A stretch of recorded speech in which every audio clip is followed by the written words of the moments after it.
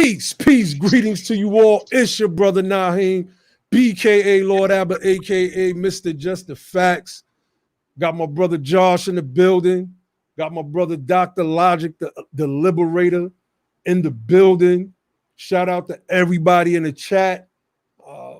Click like on the video, share the video, subscribe if you haven't subscribed. And if you have subscribed, there's a little bell icon next to the subscribe button. Make sure that you hit that bell icon so you could get notified every time that we go live. If you want to donate, you could cash at me at Lord Abba, LORDABBA, or use the super chat. Tonight, I wanted to bring a couple people on. And yeah, my brother Josh, I want to send condolences to my brother and his family. He lost a close family member. So we definitely want to send condolences to our brother tonight as well. I don't know if my brother Ali is going to make it on tonight. He got a bunch of information that he wants to pull up. But either way, we're going to get this thing going. I got one brother that says he's going to come on. So what I want to do first is I just kind of want to give an introduction to what we're doing here with this particular discussion, because there's a lot of talk right now about reparations. And one of the things that I've learned, like my critique of the Nation of Islam is, number one, is scholastic. It's not jealousy. I've watched a lot of Moors over the years go at the Nation of Islam because the Nation of Islam is organized and they do things in the streets, et cetera, et cetera. My critique of the Nation of Islam, one, is scholastic. Two, I feel that Malcolm was 100% right in all of his actions that he did. Three, recently, the response to the ADOS movement in their Final Call newspaper, I just thought it was mainstream media type of lame, right? And I say that to preface what this debate is centered around with many of the Moors. A lot of their critiques over the years of the Nation of Islam, for instance, was based purely out of jealousy. I remember this one brother jumped on my thread from out of New York.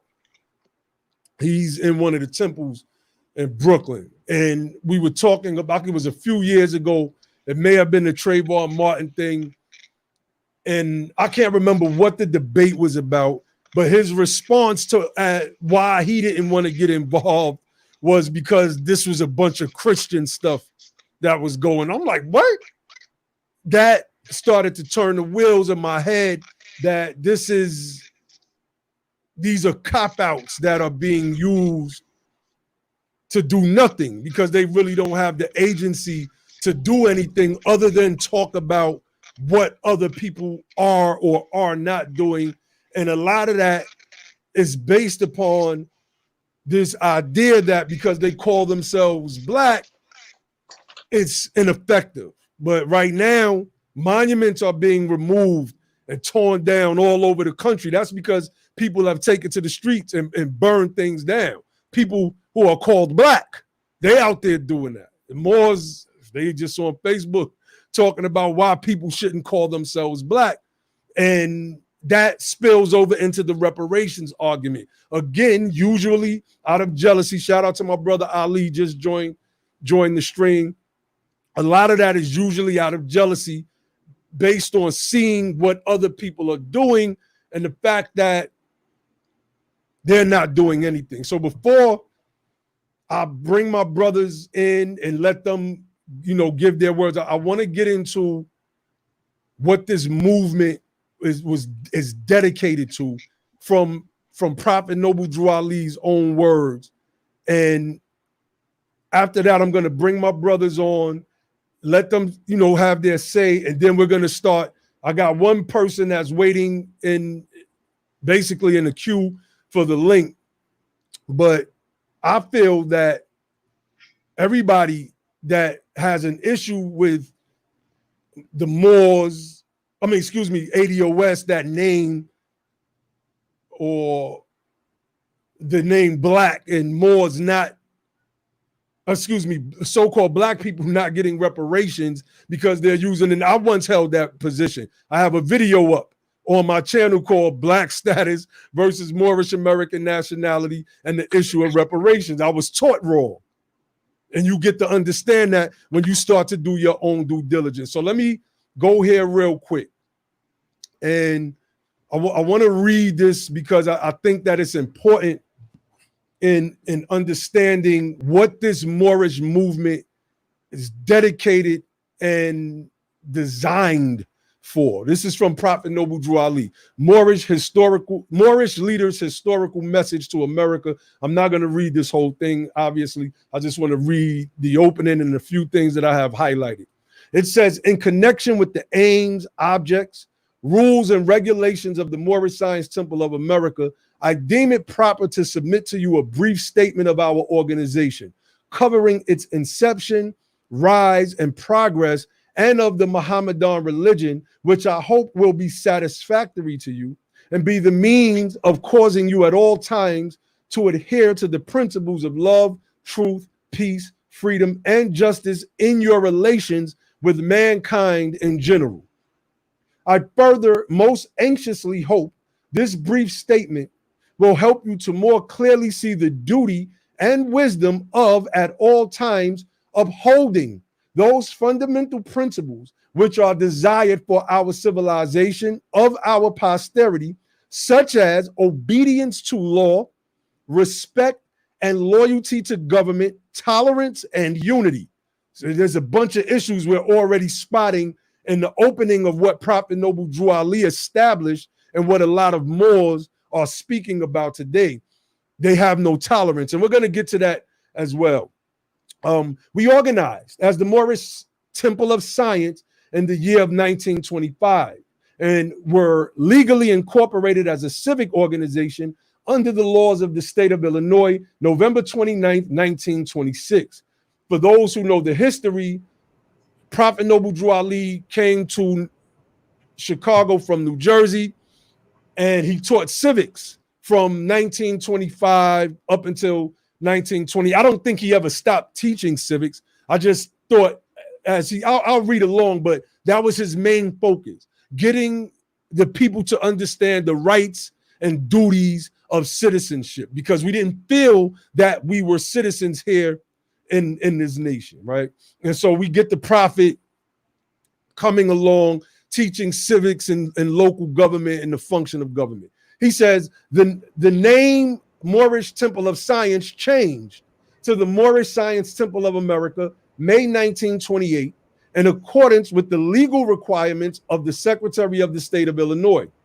The object of our organization is to help in the great program of uplifting fallen humanity and teach those things necessary to make our members better citizens. So if you got people running around talking about they don't need driver's licenses and a bunch of scofflaw tactics, they are sovereigns, they have rights to the land, they're not in line with the founder of the Moorish movement in America. They're doing something else, which is why we want to have this debate and why I opened up with the words of Prophet Noble Drew Ali.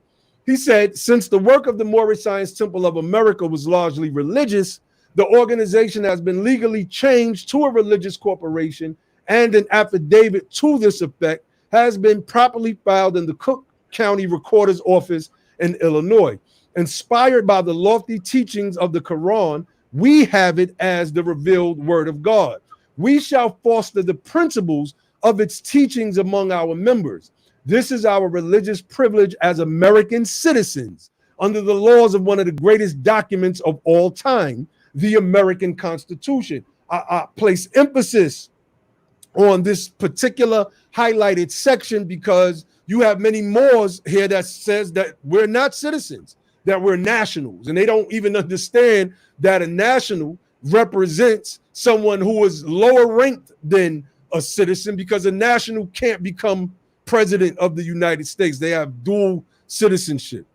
Like this, these are things that you would think that a person that claims to study law and read from the Black Laws Dictionary as if it's a Bible or a Quran would see these clear differences. Now, I can't say subtle, clear differences, but no. And the prophet says, this is our privilege as American citizens under the laws of one of the greatest documents of all time, the American Constitution. So a lot of what these Moors are saying doesn't comport with what Prophet Noble Drew Ali was actually teaching and presenting to our people. So with that, I'm going to open it up to my bros. I'm gonna start with the order that they came in. Brother Josh come in, then Brother Dr. Logic, and then my brother Ali Bey.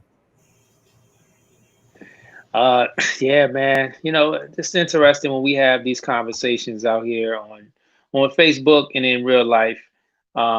You get a sense that maybe people are so far out of touch with reality, that I mean, I'm just happy we're able to do a show like this, to hopefully bring people back into the fold of reality. You know what I mean?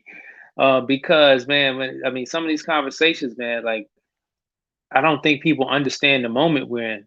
And I just want to start this by saying I'm gonna just give you guys just a request.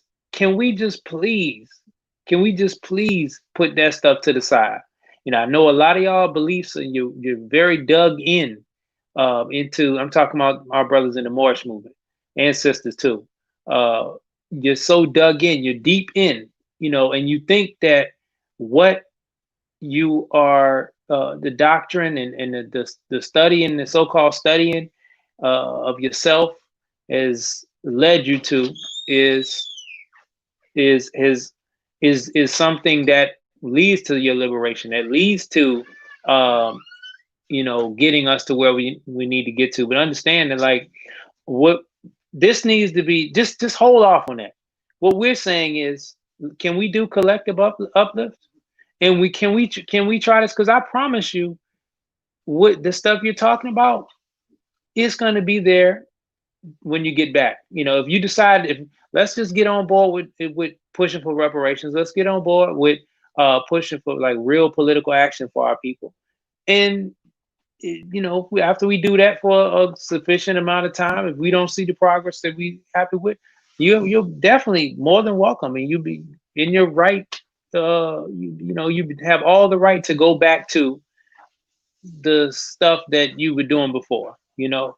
So that, I just wanted to make that simple request. I know as we dive into the information, I'll be able to identify exactly what I'm talking about, some of the talking points that we're seeing, as our brother highlighted just before. But I just want to just say, can we get on code? Can we all just get on code? And what I mean by getting on code is, let's have the same message. Understand that the message that a lot of our brothers in the Moorish Science Temple of America, and you know, just being affiliated with things that they're calling Moorish, uh, the masses of people are not going to come into that information and receive it and understand. It's too much flaw. It's too many flaws with it. It's too many fallacies. It's too much fantasy, and it's such an obscure point of view at this point, you know. And I don't want anybody to take this the wrong way, but I'm just saying, right now, this moment is can be lead to something transformative for us. So I would just want to issue the call for, can we all just get on code?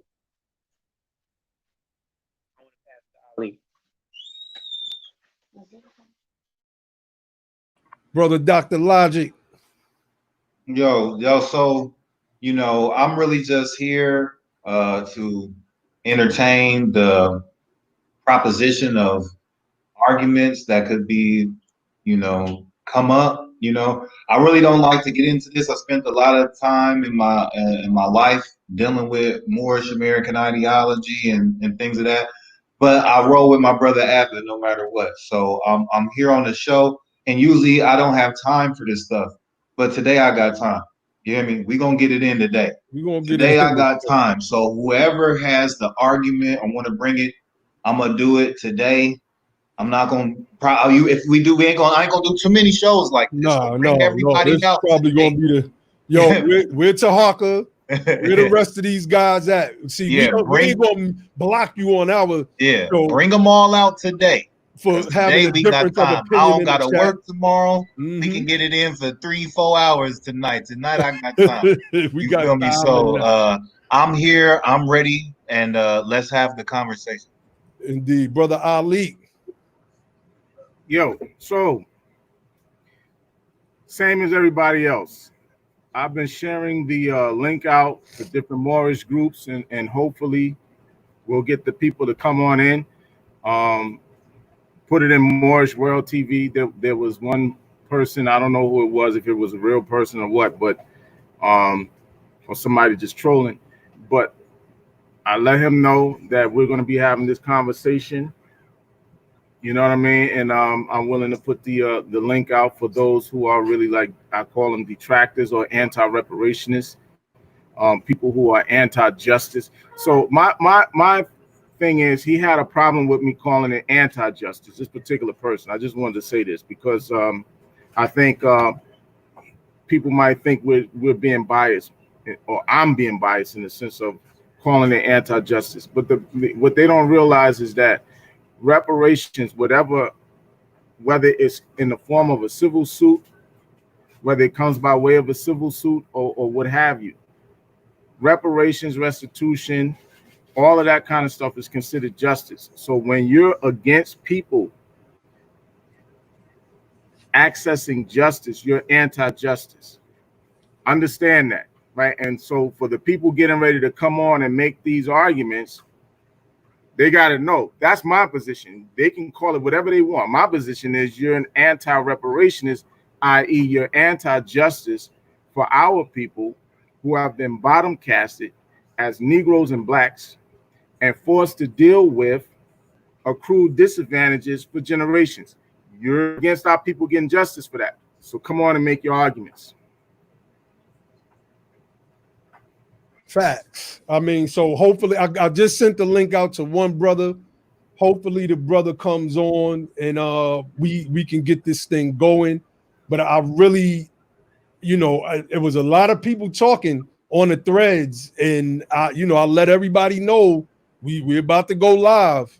So they can't say they didn't get the message, and hopefully we could get some of these people on. If not, we just gonna go in. So I'll give it. We'll give it a couple of minutes. I sent one brother a link, and maybe, he probably has to download it or whatever. But, let me read something while he's getting himself. Go ahead, brother. This is a piece. Hold on. Now I want to share it so people can see it, just so that they can see what they're going against when they make anti-reparations arguments. Somebody said, what's the code real quick? What you hear us speaking about on here is the code. It doesn't matter what you are. We have Christians, we have atheists, we have Muslims with all different ideologies that we could have ad nauseum debates about. As they say in legalese, ad infinitum. We could go on for days and days, but this particular code speaks about reparations and our justice claim and getting a political education from those that are on top of this game, having it trickle down onto brothers like us so we could give it to y'all, and then y'all could get on code, and then we are all politically saying the same thing. Anybody that follow my radio show and things like that, my YouTube channel, my interviews with Sarnetta over the years, I used to always say that it doesn't matter if we're Hebrew Israelites, et cetera, et cetera, et cetera. We have to politically become one. Politically, we have to be speaking and saying the same thing. I've been saying this for years. Now I have that thing defined. It's like sieving out the rocks and all of that other stuff to pick up the pieces of gold and silver and platinum, right? So that's to the person that asked the question, Scarlett Windhill. What is the code that has to be defined? Brother Bruno Bay, I see you, but it doesn't show that you're in. I can't see your image. I mean, I just want to say something about the code real quick, right? Understanding, like, when you're getting on code, we're talking about what's good for our specific group. And when you're talking about a code is something that doesn't necessarily like as long as we know the code, we don't have to be together. They can split us up in the room and we can be anywhere in the country, but we know that what are the things that are going to help us all together. So in order to get on code, you can't have an individualistic mindset. And a lot of people are in that rugged individualism psychology, and do-for-selferism is what they're calling it today. But when the first thing and the first aspect of getting on code is understanding we're about group uplift and collective uplift and what's good for the group and what we can do for the group. That's the first steps into moving into a code mentality, understanding that we have to move as a group, because if we don't move as a group, we'll be divided and conquered, and that's how they've been getting us all throughout history. So understanding that, and then understanding that it's about politics, and it doesn't matter what our religious differences are. We all are in the same economic and political conditions, and we have to come together as a coalition economically and politically to move forward so that you can really do what you want to do as a Hebrew Israelite or a Moorish American Muslim or Orthodox Muslim or a Christian or a Catholic. You can be whatever you want to be, but we are all a part of that same group, no matter what. And that's the basics. That's the basis of understanding the code. No doubt. I just want to say, in regards to, if a person would try to identify some things that in particular that would recognize if you own code. I think you're on code if somebody is talking about Black Lives Matter and you need we're talking about police reform, that you don't let the conversation get reduced to simply police reform. You actually talking about, no, this conversation needs to be elevated because it's part of a larger issue, and it goes back for centuries in this country, and we need to get paid for the work that we've done, just like that Prince song goes. And and it can be taken to the point of reparations. So when you're talking about reparations, that's when people know your own code. I mean, anybody else want to chime in on what are some of the talking points of where when people hear you talk, that that they know you're on code? I think you summed it up earlier. I mean, you guys did a great job. I think when we talk about collective uplift and understand, like, a big part of it has to do with the fact that people need to understand the history. They need to understand our plight. As a specific tribe in this country, our people need to understand our plight. We spend so much time in Afrocentrism and Pan-Africanism that we have been looking outside of ourselves for greatness for many years. A lot of great teachers from Dr. Ben on down, J. Rogers on down, you name it. We had a lot of great teachers, but they've all been directing our attention to Africa and other places like that. Our thing is we were overlooking our people and our particular plight here because it's very painful, right? It's painful, and it's like a low point in our history. So nobody really wants to deal with that. It's so bad, it's to the point where people don't want to call our ancestors slaves. They say they were enslaved. They weren't slaves, they were enslaved. Like, y'all playing with words. Like, it's that bad. It's to the point where people want to play with words. So anyway, I have pulled up here an article from what's the name of this particular publication? Hertz.com, right? This is a Jewish publication. So what this thing says is that the Reformed Jews endorsed slave reparations for African Americans. Now, I know we mentioned this on one of the shows that we did in the past, but for the new people that are listening, I want them to see what's going on. And we all understand that the Jews themselves got reparations for what happened to them. And it not only was the people who it happened to, but their descendants.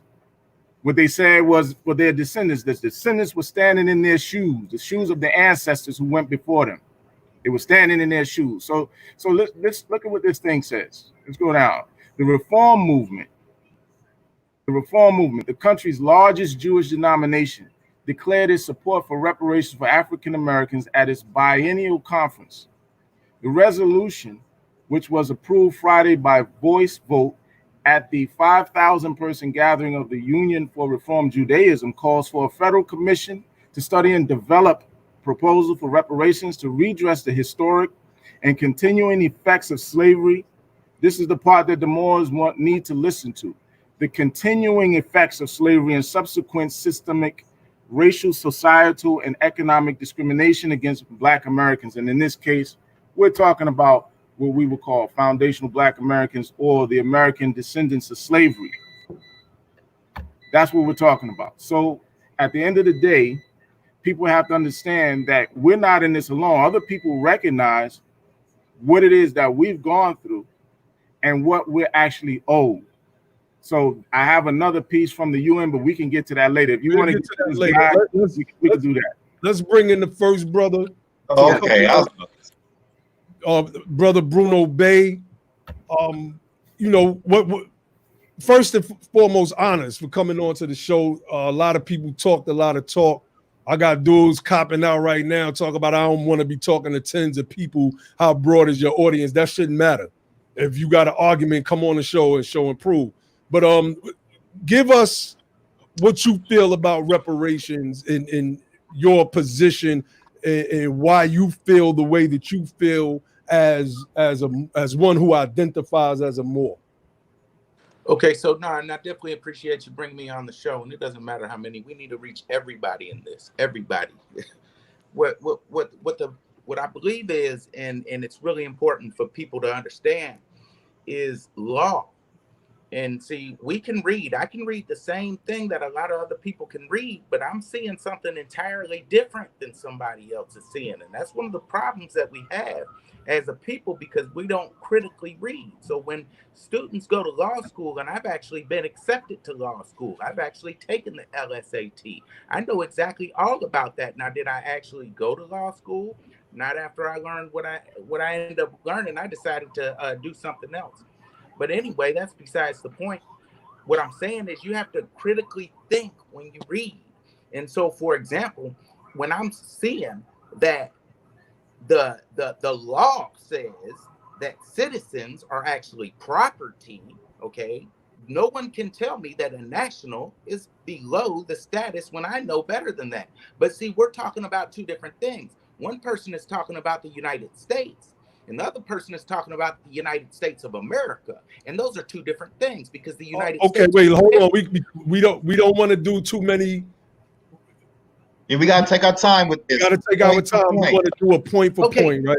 Okay, so I won't go too far into that. But what I'm saying is that see, we have to know that, because if we don't know that, then we start asking for things that we really don't need, like reparations. See, we start taking ourselves out of law. See, there's a difference between law and statute and ordinance and code and acts. See, we have to know that. If we don't know that, that's a problem. If I'm a rich person and I have a trust. See, all right, bro. No, hold on. No. Let's stop.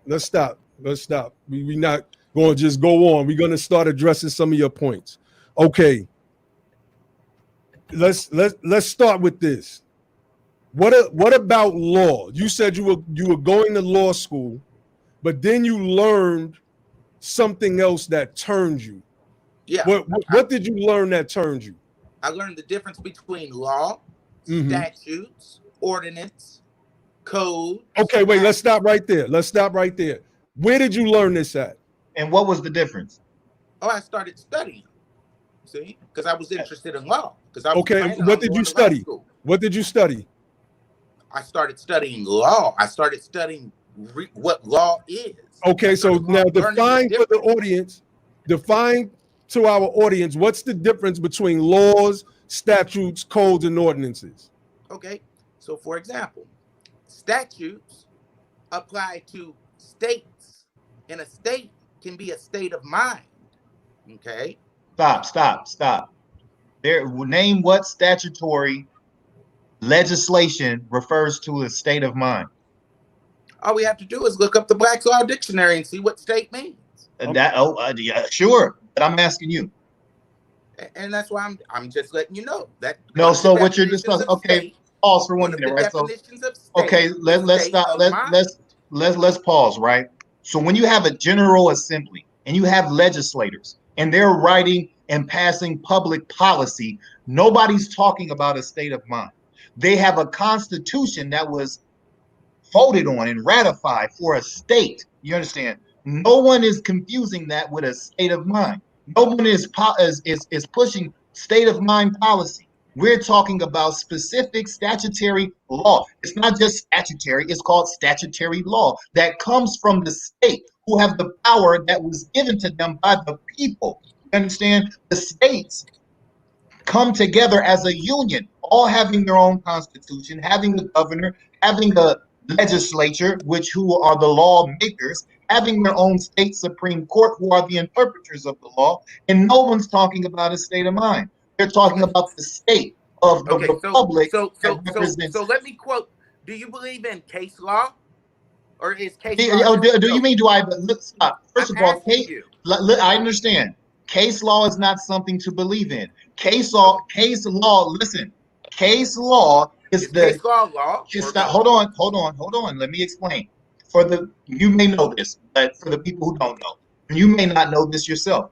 Case law is merely the traditions of the way judges have adjudicated in cases. So they have precedents that have been set. So if one judge rules one way and another judge rules in a similar case, he has another one to refer to. So it builds a tradition. So the case law is the weakest form of law. So when you have a case law, we've broken this down so many times, but case law is basically the history of tradition of way judges have. Let me know when you finish so I can say my piece. Go ahead. Wait, no, hold on. Certain things have to be addressed. Ali Bey, what you have pulled up? The Black's Law Dictionary, 9th edition. Yeah, I just went and got my Black's Law Dictionary as well. Yeah, and what edition are you looking at? Because there's a few editions and they get watered down with every edition. So wait, which right, edition? It doesn't matter. It doesn't matter. I got every edition. I got every edition. He has every edition. Okay, well let's read from the 4th edition then. So why you have every edition? Why the 4th? Yeah, why the 4th? Because I have the 5th edition. It's not watered down because it hasn't been changed. Who has the power to change it? What do you mean? Who has the power to change? It's a simple question, brother. Who has the power to change? Black's Law Dictionary, 9th edition, and compare it the exact same definition to Black's Law 4th edition, you're going to see a lot of differences. All right. So do you have Black's Law 4th edition in front of you? I got it on my phone. I can pull it up right now. All right, brother. I'll pull it up. All right, pull up Black's Law 4th edition, and let's just see if what the brother is saying is right and exact. Because I have Black's Law 5th edition right here in front of me. Good too. The 5th is good too. So while he's pulling up the 4th edition, I'm gonna read from Black's Law 5th edition. Okay. Statute. Hold on. Yeah, 9th is going a little too far back. No. We're going to read. It doesn't matter. The legal definition is the legal definition. So let's see what it says for statute. Now, an act of the legislator declaring, commanding, or prohibiting something, a particular law enacted and established by the will of the legislative department of government, the written will of the legislator, solemnly expressed according to the forms necessary to constitute it the law of the state.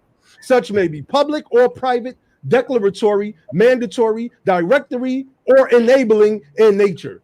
Where is what you're talking about in any Black's Law Dictionary? It's a state of mind. Yeah, nothing in here shows anything about any state of mind. Okay. At all. Okay. So let me just ask you this, because this is where we're obviously confusing everything, because we're confusing the U.S. with the USA. And okay, so let's get into that. Let's get into that, because that's in the Black's Law Dictionary too. Hold on. I want to have U.S. corporation, and if you guys want to laugh about it and act like it's not real, sorry, but it is. I just wanted him to read from his dictionary and to show us in his dictionary where it says statute is not a law. See, this is what I'm trying to explain. For example, do you believe that you can go to the federal court over an ordinance? I want to ask you something because it doesn't take a dictionary to know. You brought up the dictionary. Now you're gonna discount the dictionary, brother. But you brought the dictionary up. Do I get to talk or no? You doing a lot of the talking, brother. Wait, hold on. First and foremost, I get to talk, let me know. Bro, hold on. This is the Be the Power show, right? Okay. You're a guest on the show. Calm down a little bit. We trying to address your points. You've made a lot of points. What you're doing now is the common fallacy called moving the goalpost every single time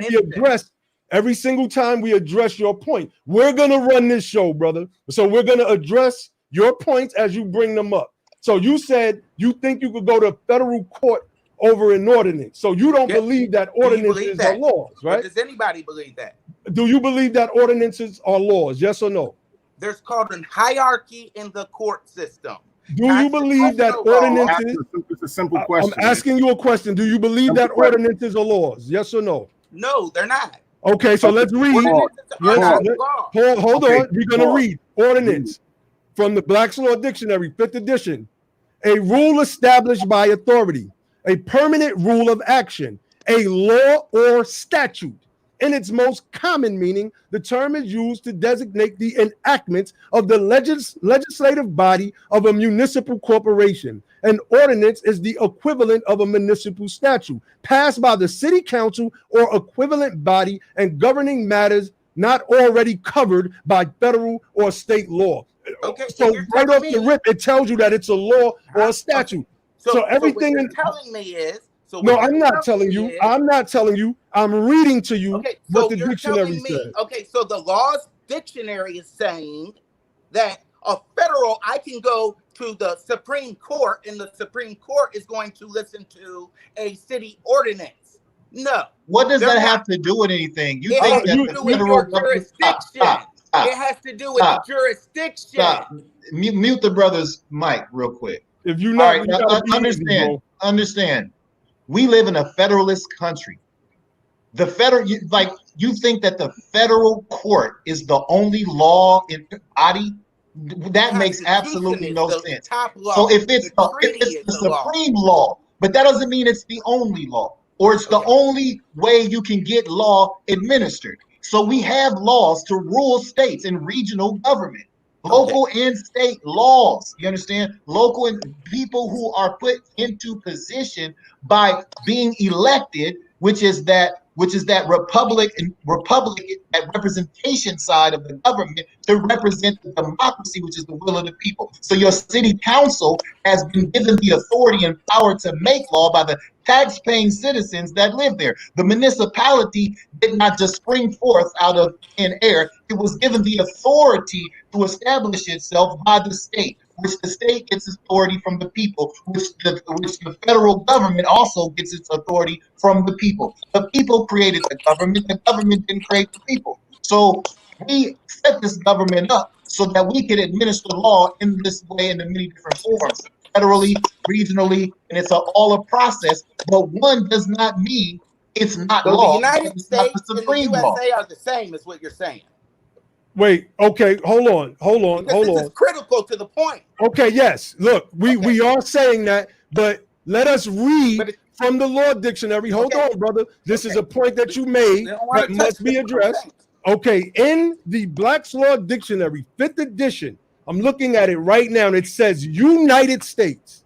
It says the term has several meanings. It may be merely the name of a sovereign occupying the position analogous to that of other sovereigns in the family of nations. It may designate territory over which sovereignty of United States extends, or it may be collective name of the states which are united under the Constitution. There is no such thing as there's a difference between the USA and the US. That's just not true. Oh, That's well, just not true. okay, brother. Yeah. I just read it from the Black's Laws But Dictionary. it's If it's not true, not true, brother, it's not going to be in your lexicon. hold on, There's hold more on, law. hold on, brother, The hold dictionary on. isn't just I'm the gonna whole give you a chance to respond, brother. law. If it's Just so you not know when in I the get to talk. if it's not in the Black's Law Dictionary, because this is where you referenced us, and I guess you didn't think that we had these. No, because you We're want to reading- stay there. You're staying stuck on something. See, you want. All right, and now I'll mute his mic. Now, what we're saying is the United States of America and the United States is the same thing. This is a frivolous argument. And to understand the origin, your mic is muted, brother. Nobody can hear what you're saying. This is a frivolous argument. And these arguments come from, and I want everybody to pay attention and look this up. These arguments come from the Confederates who lost the war, that rewrote history in the United States of America. Many of them were mad that the only way to get back into the Union was they had to agree to the 14th and 15th Amendment, particularly the 14th Amendment, which means that our people in the South specifically were citizens longer continuously than the people than the European people were, as we call them, the white people, right? Many of these arguments, because these people did not want our people to be freed, they started coming up with all of these different anti-government ideologies. What we're seeing today, the racism that's connected with Trump, those people, those groups, what are they, the 3%ers and all of these different militia groups, these die-hard Second Amendment rights people are taking these age-old arguments. These are the people that call the war of northern aggression, as opposed to calling it what it is. You rebelled. There was a civil war, and the North had to crush the rebellion. Go ahead, brother Ali. Can I ask a question? Do we have any Moors that are interested in coming on and making an argument regarding reparations? Reparations, because I don't want to even talk about this United States. Yeah, because this that has nothing to do. Hold on, y'all want me to let him? Let him respond. I want to hear what he got to say. Come on. All right, look, have a problem. we unmuting your mic, bro. I want to say this before you continue.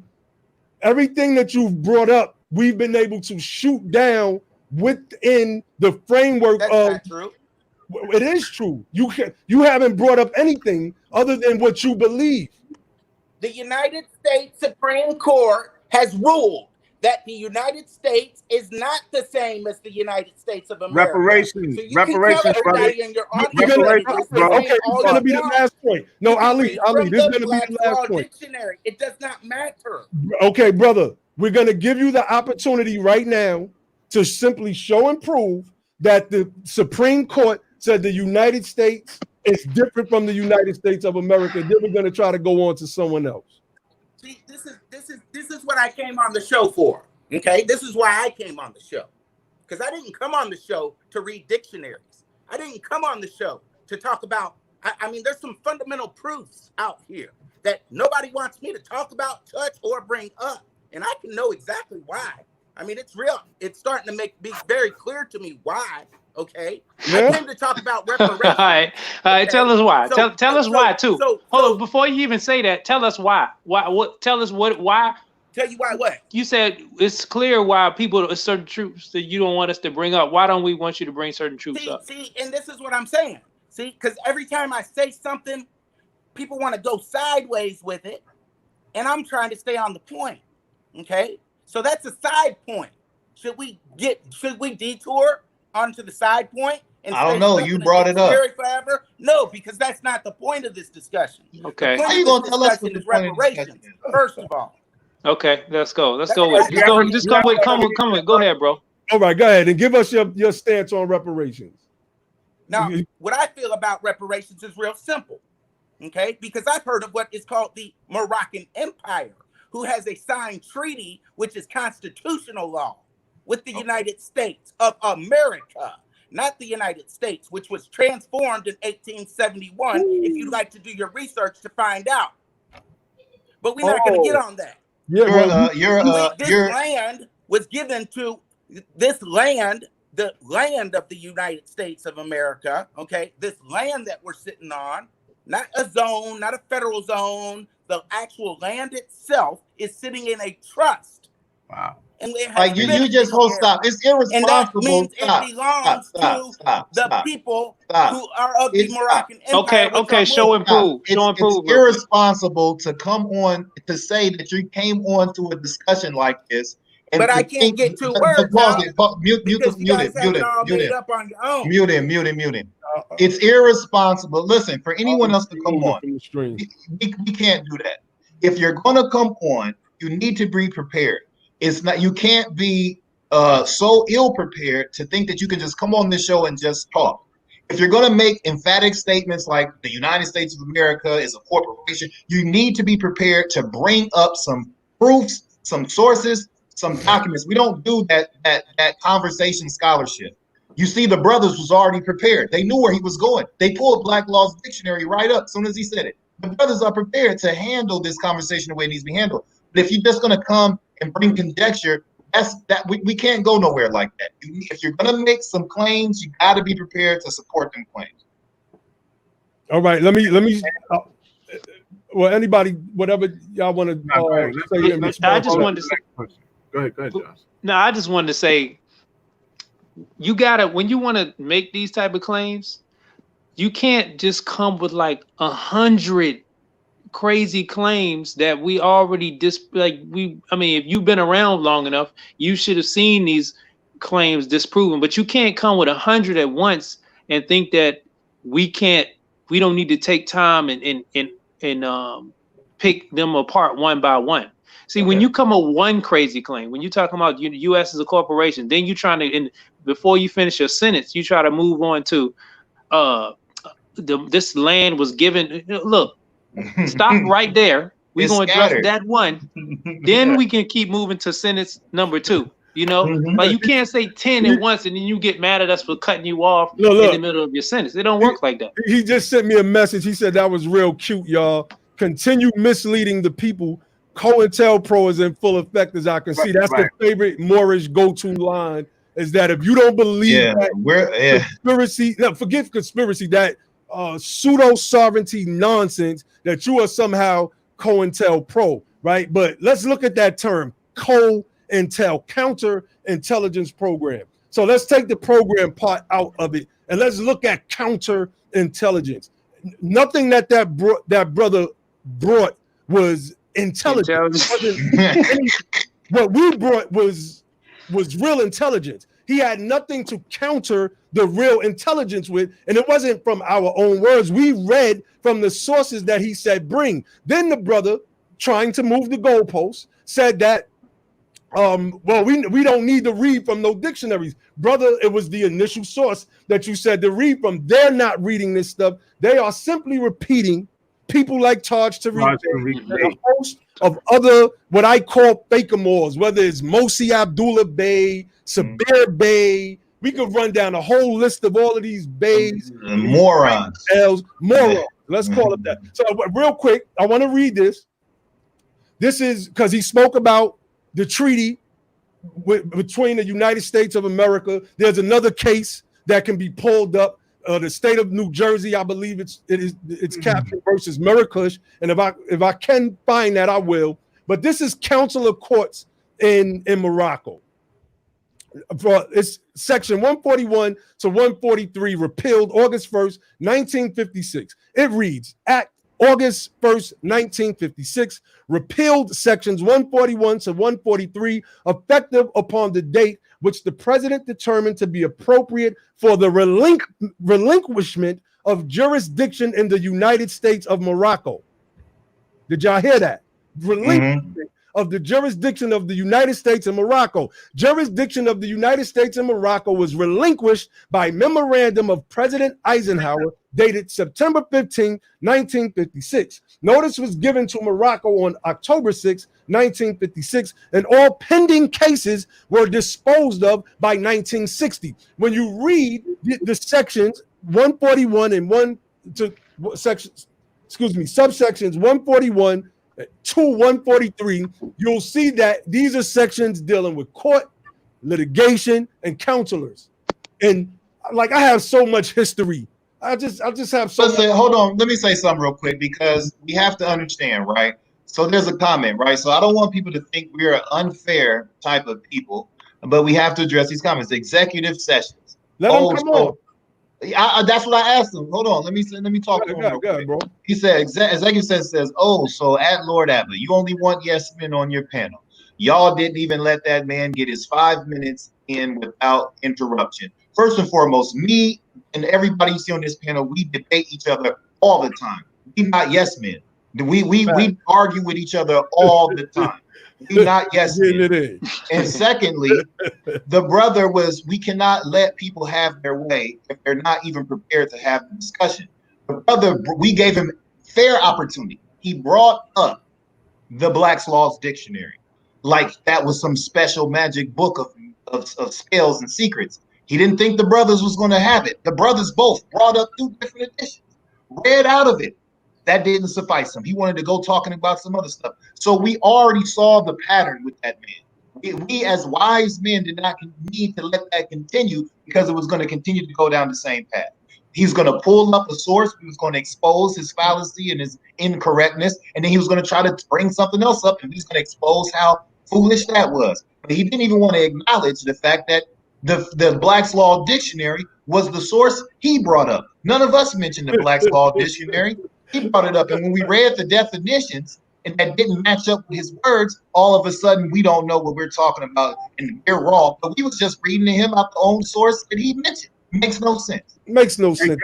Go ahead, brother. He's a terrible representation. Awful. I hope the Moors feel ashamed of themselves for even allowing somebody like that to get on and represent them, because he's an awful, terrible representation. And if he's your representation, he's going to make everybody think that you all are a bunch of nut jobs, a bunch of stupid people. So do we have anybody else that can get on that thinks that they can properly represent the Moors with something that makes sense? Something that has some kind of intelligence. Tahaka, where you at, Tahaka Bay? I know you're watching. And remember, we're talking about reparations. We're talking about reparations, please. So if your whole idea is that we can't get reparations because somehow the government doesn't exist, you got to be able to frame that in a way that makes sense. Somebody. Anybody. What happened to that Prince dude that was on your thread? Yeah, Prince Justin, I don't know. Like all of these guys, Darren Davisowitz. If I'm saying your name right, you was talking real greasy. Like, come on, like I know you watching. Oh yeah, the other dude, he said he was going to clean everything up tonight. Yeah, he said he was going to end it. That was Darren Davisowitz, brother. He said he was going to end it in like he was going to kill us at 8 bars. Well, while we waiting on them, we can just start going ahead and tearing up their heroes. We're gonna start. We'll tell you why a lot of these Moors, a good example of what you just saw, are so far off the mark is because they've been so thoroughly poisoned. And we got examples and witnesses by people who know nothing, but they got these words and they come and they talk like Taj Tariq Bey, who's a indigent nutbag who just gets people confused. He don't have no money. He doesn't have no agency. He doesn't have any stability. He's not he's a master of nothing. And he's never done nothing. He doesn't have no landmark cases. And he has broken the mold for Moors. He's been doing this stuff for donations for 30 years. And all he does is get donations. He's a beggar. You understand? You talk about all of this being subjects of Morocco, but y'all pay taxes in America. You talk about being being nationals, but you don't have no national status. You understand? Y'all live in cities. We can bring up countless court cases where brothers have lost, talking that scofflaw foolishness about I'm not driving in my car, I'm in my conveyance vehicle, I'm traveling or traversing the earth, and I'm in longitude, latitude. All that stuff is absolute nonsense. The most powerful thing you can be in this country is a United States citizen. You understand that? And when you talk about Noble Drew Ali in the Moorish Science Temple of America and the Moorish American ideology, it don't have nothing to do with any of that. The brother just read at the outstart of the show is that the Prophet Noble Drew Ali said he was teaching the things necessary to make our members better. What citizens or whatever these guys are talking about, if you get pulled over, you don't need to tell the police officer to go get the Archbishop of Rome or none of that other silly stuff. You understand? All of that is complete nonsense. And we got examples. Brother Josh and Brother Ali and Brother Abba all have experience dealing with that pseudo information, and they can all tell you that it does not work. Does not work. Like and I want people to know, because they may think that, oh, this is all these brothers got with the ADOS thing, and we've been doing this for years. I have this stuff archived. Go back in my videos on my channel. You see me crushing these dudes in debates, my brothers and I. Like on my blog talk radio show, Moorish Science Radio, crushing this stuff, crushing it. I did a whole show showing and proving that the treaty between Morocco and the United States is an ineffective legal argument. This was made known in the Marrakesh case. And if I can find that, I'm going to pull it up, because we want to make examples out of people like that anyway, because they trying to resurface. Even in the treaty itself, it made a clear distinction between the subjects of Morocco and the ADOS here. It made a clear distinction. And never once did the Sultan or his navy or anything like that ever send any troops or ships to come get us from over here. And the Moroccan government doesn't send any money over here to any of y'all who claim to be in Morocco or subjects of the Sultan or whatever other foolishness that you want to have going on. Nobody recognizes you over there, and they don't care about you. You need to wake up and understand that your ancestors built here, they died here, and we need to fight to honor their memory and their suffering here. Get your mind out of Morocco and get it into what we need to do and get it on code. No doubt.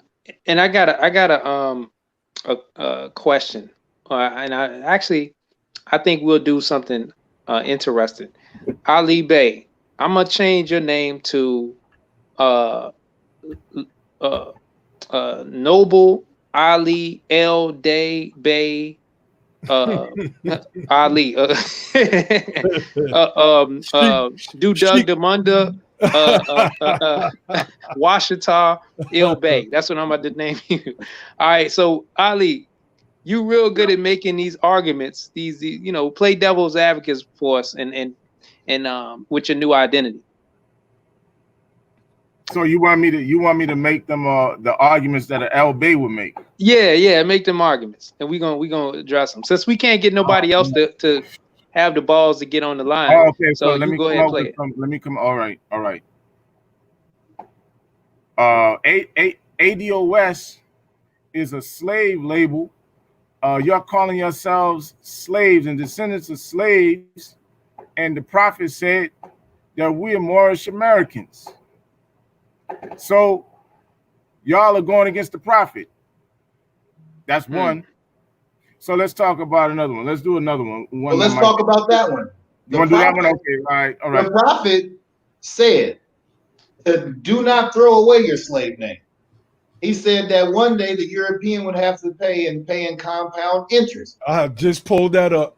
What would the prophet be talking about?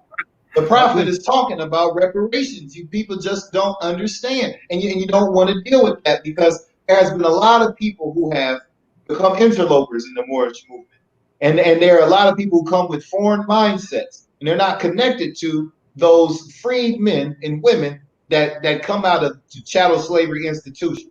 So they don't have a stake in that, because they don't have those slave names. They got names that come from Nigeria, or they got names that come from Kenya and Ghana, or they got names that come from Mexico or somewhere else. You understand? So they understand the specificity of the reparations and who it should go to. So you have people who really know that our people need to be educated properly. So they will get in the way of that education and try to say, oh, and spook them up. Well, the prophet is not with that. And you have to be a Moorish American in order to get reparations. I got another one. Go ahead. Negroes, blacks, and colors are 14th Amendment citizens and corporate property. Your corporations, because you got a straw man, the driver's license and the birth certificate makes you a corporation. And so therefore, y'all are 14th Amendment citizens, but y'all are not citizens, because the Dred Scott's case said you can't be a citizen. But I really wanted one of them to bring that up. I wanted one of them to bring that, man. Oh, man. Somebody brings that up. If they don't bring it up, we'll bust that open later. Yeah, I want somebody else to bring that up. But you catch it, right? Like, Yeah. you all are 14th Amendment citizens, but you're not a citizen because the Dred Scott case said you can't be a citizen, but you're a 14th Amendment citizen. But It doesn't make any sense. Y'all not citizens but you're 14th. And what is a 14th Amendment citizen? This belief. What is that? This belief, this idea that our people became citizens with the 14th Amendment. So, but the way the Fakemores frame it is that we're indigenous to this land. See, the way we frame it through our research, we show from the Justice Curtis and Justice McLean's dissent in Dred Scott that we've been citizens on this land since day one. But look at their argument though. I want to say this though. So if they're going to say that the 14th Amendment made us citizens, then aren't we citizens then? So it shouldn't even matter. It shouldn't even matter. It shouldn't even though no. Because I've heard them say that. Mm-hmm. I've heard them say that the 14th Amendment had made us citizens. I've heard a lot of they're saying that they're not citizens, and that we're only those of us who will take the name Negro, Black, and Colored are 14th Amendment citizens. Because if we were Moors, we wouldn't be 14th Amendment citizens. We would be Aboriginal, Indigenous, or Autochthon sovereigns of Al-Marak of the Ninth Gate here in Northwest of Mexico. That's what we are. You said the pearly gates or the Ninth Gate? The pearly gates, I'm guessing. The Ninth Gate. The pearly north. But see, the gate is up north, so it's the North Gate. Oh, man. So, these are some of the arguments, and we was hoping that we could get somebody to come on. And, the brother tried to do that steamroller, filibuster type of argument. That don't work here with us. This is our show at the end of the day. We're not going to let nobody just come on. We're going to address your points. And you have to be patient and let us address the points before you try to move the goalposts. Because first you're going to tell us to read out the Black's Law Dictionary. Then you're going to tell us, well, we don't need the Black's Law Dictionary. You're going to say it's about one thing. And then you're going to say, well, no, it's not really about that. You can't display any cognitive dissonance when you come on this show. My brothers and I are very well equipped to intellectually spank you in that regard. So don't do that because that doesn't work here. I'm waiting for the people that's in the chat, lordabba@gmail.com. I'm still waiting for some emails or somebody to send me a message on Facebook. Man, why would y'all continue to be cowards throwing rocks over the wall where we're at? Just come on the show. The gate is down. We're allowing you to cross the cross bridge and come into the castle where the warriors are. Bring your swords, bring your sources, and let's go. I really want this Darren Devisowitz, whatever his name is, Devisowitz, to come on. Yeah, he's such a man. He said he's so manly. He's more manly than my father, but he has a hard time showing up to the program. I don't understand it. And then somebody said that they were going to come on, but their people told them don't waste their time. I don't understand that type of talk. Yeah. If you have a case to be made, and you have all day, you can talk to us all day on Facebook. You've already wasted your time. So what you going to stop now for? Come on and let's have the discussion. You've been talking to us all day about it. All right, brother Sheikh Montic Zuma Yakama Bay, send a message to my inbox.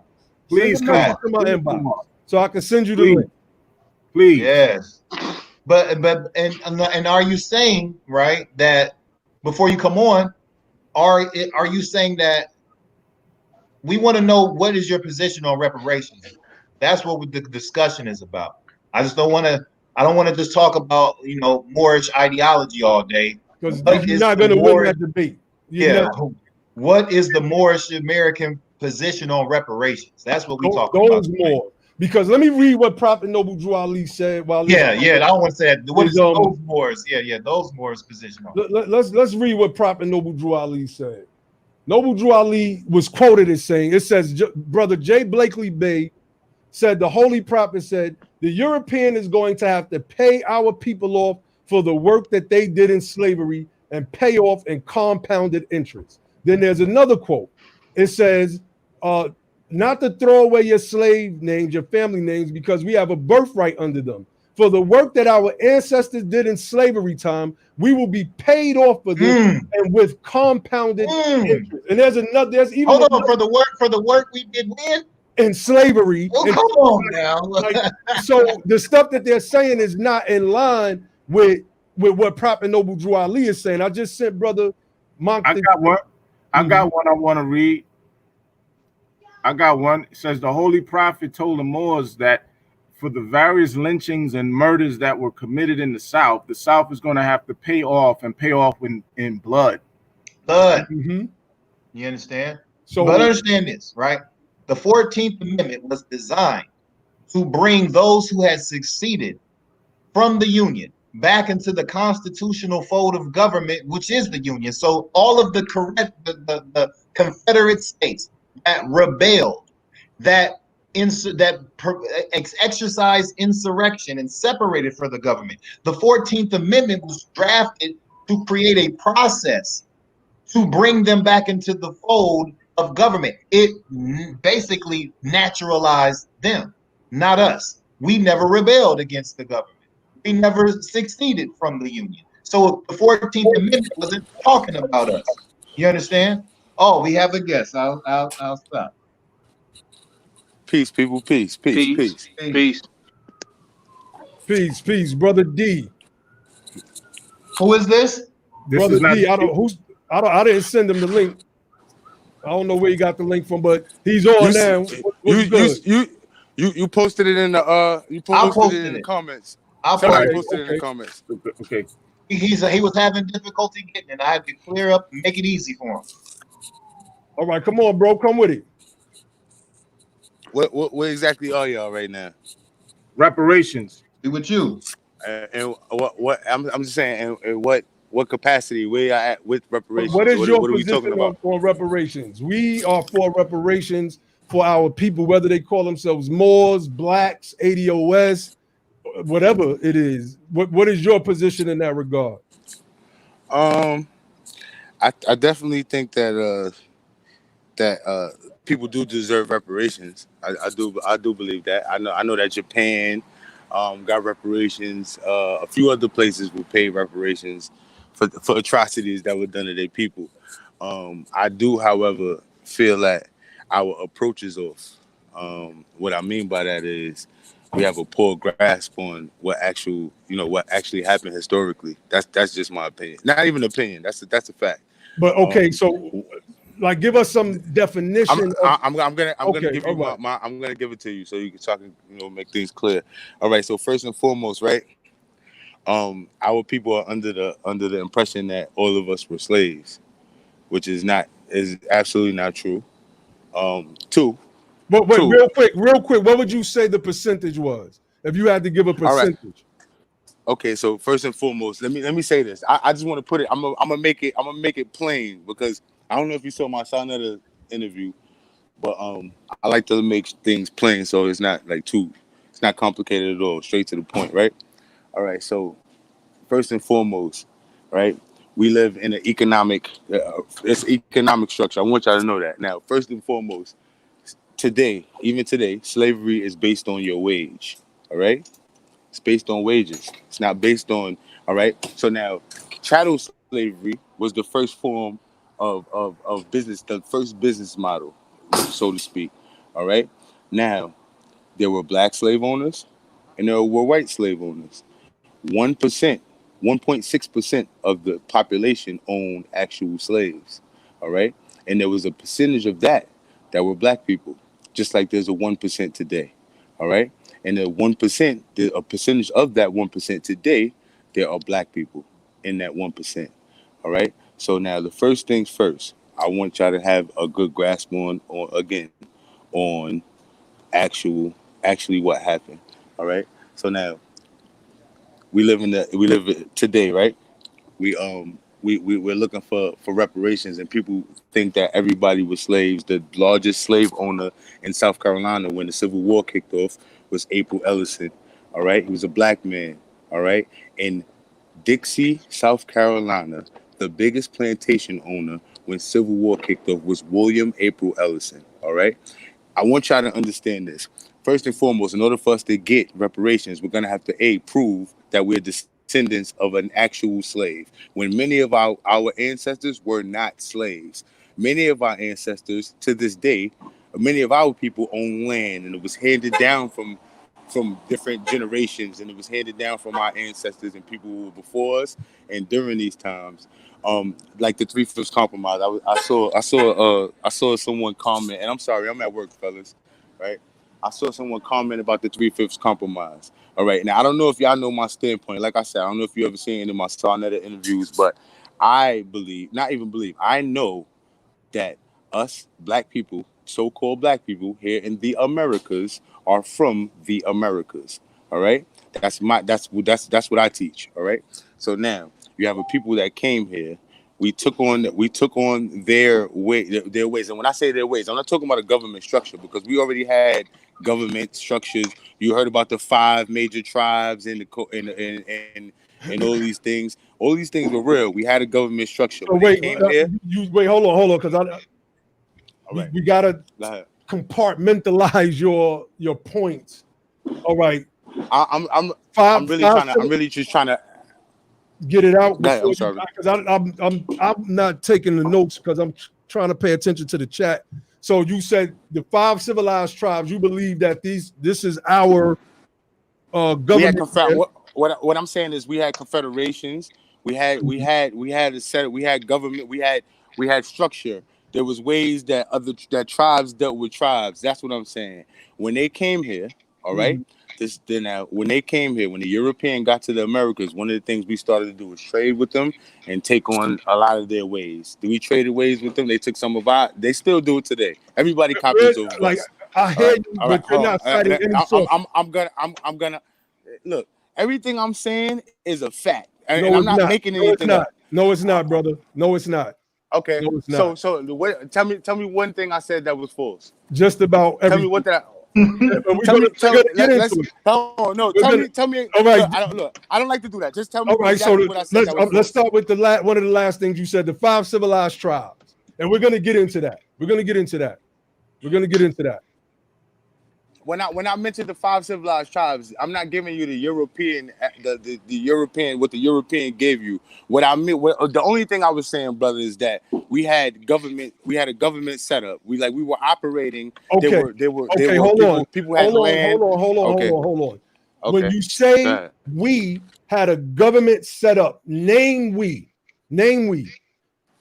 We as in the black people here in the Americas who were all tribal people. There are tribes. What tribes? So specificity. All right, so listen. I understand that I'm on the podcast with Moors, brothers that consider themselves to be Moors. I saw a few brothers besides the main brother, with wear L's and things like that. So for me to explain the whole "we're from America" thing would be a whole nother show. I'm just asking I'm just asking you to name specific tribes. You don't got to do all that. I'm not asking you to do all that. All right. If you said that we had a government, I need the title of that government. All right. If you said there were tribes, I need the names of those tribes. And if you said that there were confederations, name me what confederate, because confederations have names and titles. Who were the leaders? Who were the representatives? Who were the officers? Be specific.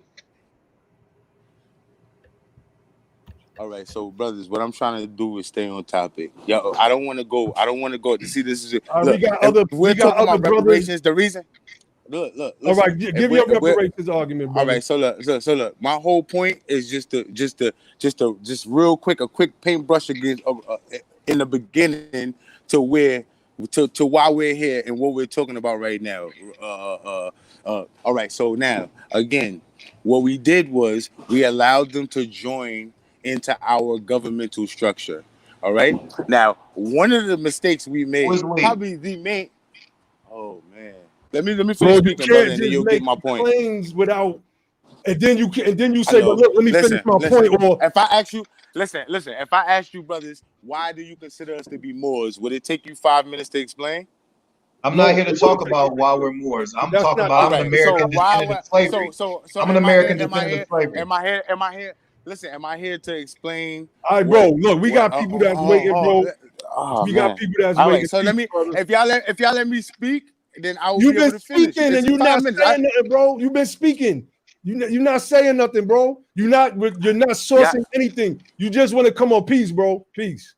All right, let's bring the other brother in. Everybody gonna do the same thing. Everybody just want to come talk. We try to give you a chance. You know, They we don't try want to to give be brothers a chance. specific.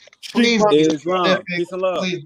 Peace and love. Hold on, Peace. brother Sheik. But brother Ali or Josh, was there anything? I just wanted to say something about the South Carolina person, Joshua John Ward.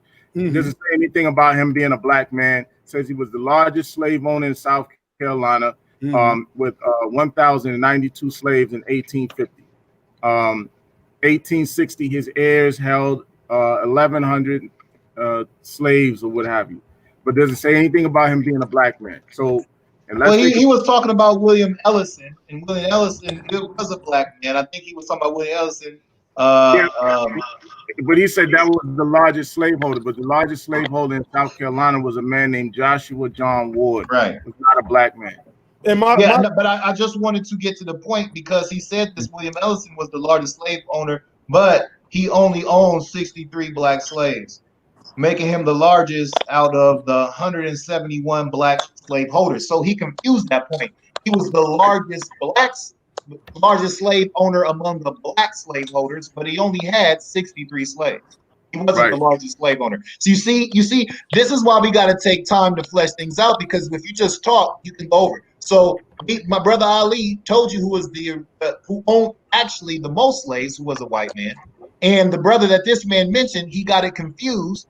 He wasn't the largest slave owner. He was the largest black slave owner, and he only owned 63. Just did the research. You can look up. But my question then would have been, so does that mean that or those families that were enslaved and their descendants that live today, are they not eligible for reparations because at one time they were owned by one of us?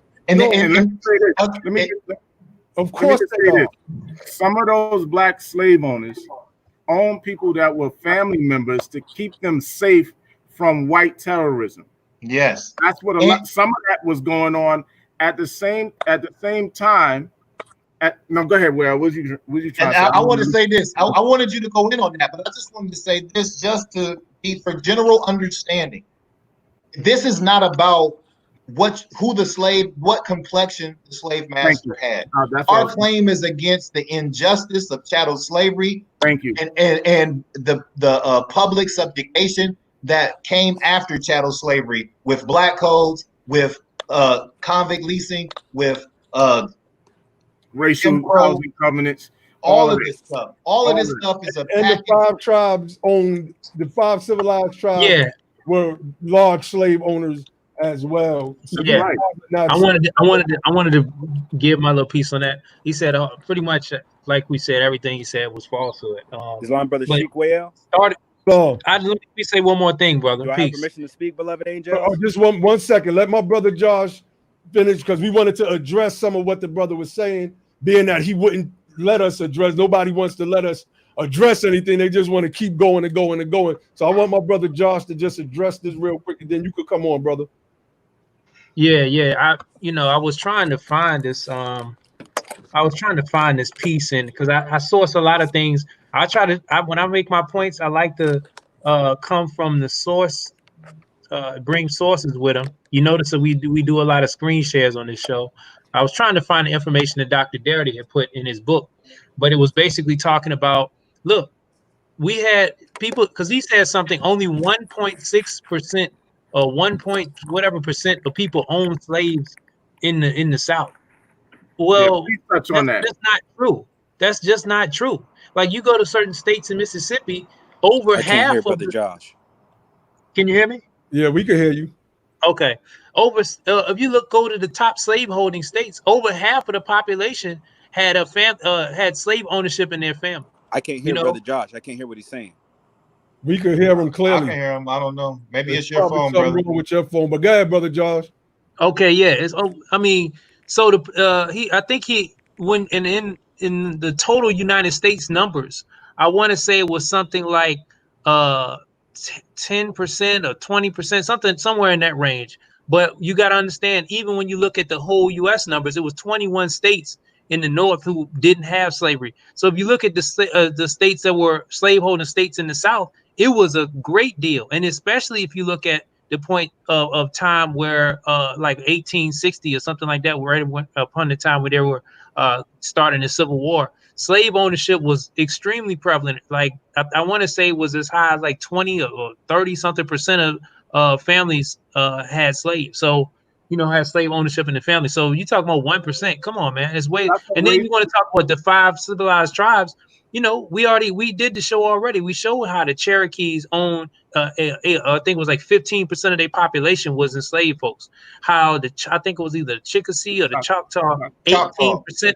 Yeah, 18% of their population was enslaved folks. And then they didn't even free their slaves after 1865. They didn't even free their slaves when after the South lost the war. It took the government to come in and do treaties with them in 1866. 1866 treaty. That's right. And then they still wouldn't even allow the free people to become citizens. And they fought even all the way up to 2017. The Cherokees were fighting to keep our people from having citizenship in their district. So like that kind of stuff he's talking about, bro, like you got to come correct on this show. And then understand this. At the time of emancipation in 1865, there were 4 million freed men and women. That's 4 million freed men and women. That's not even counting the free people of color that were already here. 4 million freed men and women were emancipated in 1865. So don't talk about no 1.6%. That stuff comes from racist Europeans trying to downplay their role or their family's roles in the institution of chattel slavery in this country. European racists came up with that only 1.6% nonsense. It's nonsense. Because guess what? They knew they was gonna have to pay one day. Let's let the brother Sheikh Montezuma, Yakama Bey, come in. It's Islam, brother. Islam, Sheikh, how you been? I'm maintaining. How you doing, brother? It's a beautiful I'm past thing. maintaining. I'm great, actually. Islam, it's a beautiful thing to finally get to speak with you more. I've been waiting for years. Definitely honest. So I've been studying your work since I was 13, beloved. Oh, that's what's up. That's what you made me feel old, but thank you. AKA Lord Abba, AKA Mr. Just the Facts. I like the way you said that. All right. So what's your argument on against reparations? Let us hear it. Well, if first I rise, give perfect praise and adoration to the great God Allah. Honest to his holy and illustrious Prophet Noble Drew Ali. Honest to Marcus Messiah Garvey, who paved the way for the coming prophet and said, up, you mighty race, you can accomplish what you will. He said, intelligence rules the world and ignorance carries the burden. He said the Negro needs a nationality. He said that the Negro needs a Quran of economics. He said, where is this Muhammad to teach the Quran of economics to the Negro? And I bear witness to Prophet Noble Drew Ali, indeed is that Muhammad who did come and brought the Quran of economics, which is none other than the Holy Quran of the Moorish Science Temple of America. I give honors to the host of the show, the brothers on the panel, if you will. I give honors to the L's and Bays with their wills and ways, because without you, there is no Moorish movement. So there is no argument if one is a member of the Moorish Science of America and has a heart of love and has their body clean with water. There is no argument against reparations. The repairing of a nation is vital to the economic, social, political, religious, spiritual essence of what the Moorish Science of America stands for in totality and its true essence that the Prophet Noble Drew Ali has brought us. So I'm not sure if you guys respecting someone who was ignorant, not saying that you were, but I've seen the ignorance displayed for quite some time, many years since I was 12, 13 years old. I've seen a lot of chaos and confusion with individuals that are propagating, claim to be propagating the faith and being a member of the Moorish Science of America and have been nothing but hypocrites. And they've done a grave danger, and it's very disgusting, and it's been perpetuated to other individuals in the wilderness, what we call North America. Well, that's good. Yeah, the truth is but one. The thing is that many individuals, they have a narcissistic perspective, and they have not been able to dismantle the ego that is what's inside of them and not have allowed the soul to dictate and actuate the flesh of a man. Let me ask you this now. So I do believe that partial of what you just said, I think is fine to have that position. But the only question and I guess the only issue I would have with what you're saying is that do you not know that when we're talking about reparative justice, right?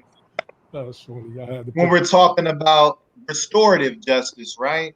And do you think it's necessary in the spirit of justice that one be a member of the Moorish Temple of America to be paid the debt that is owed to them for being broken by the government?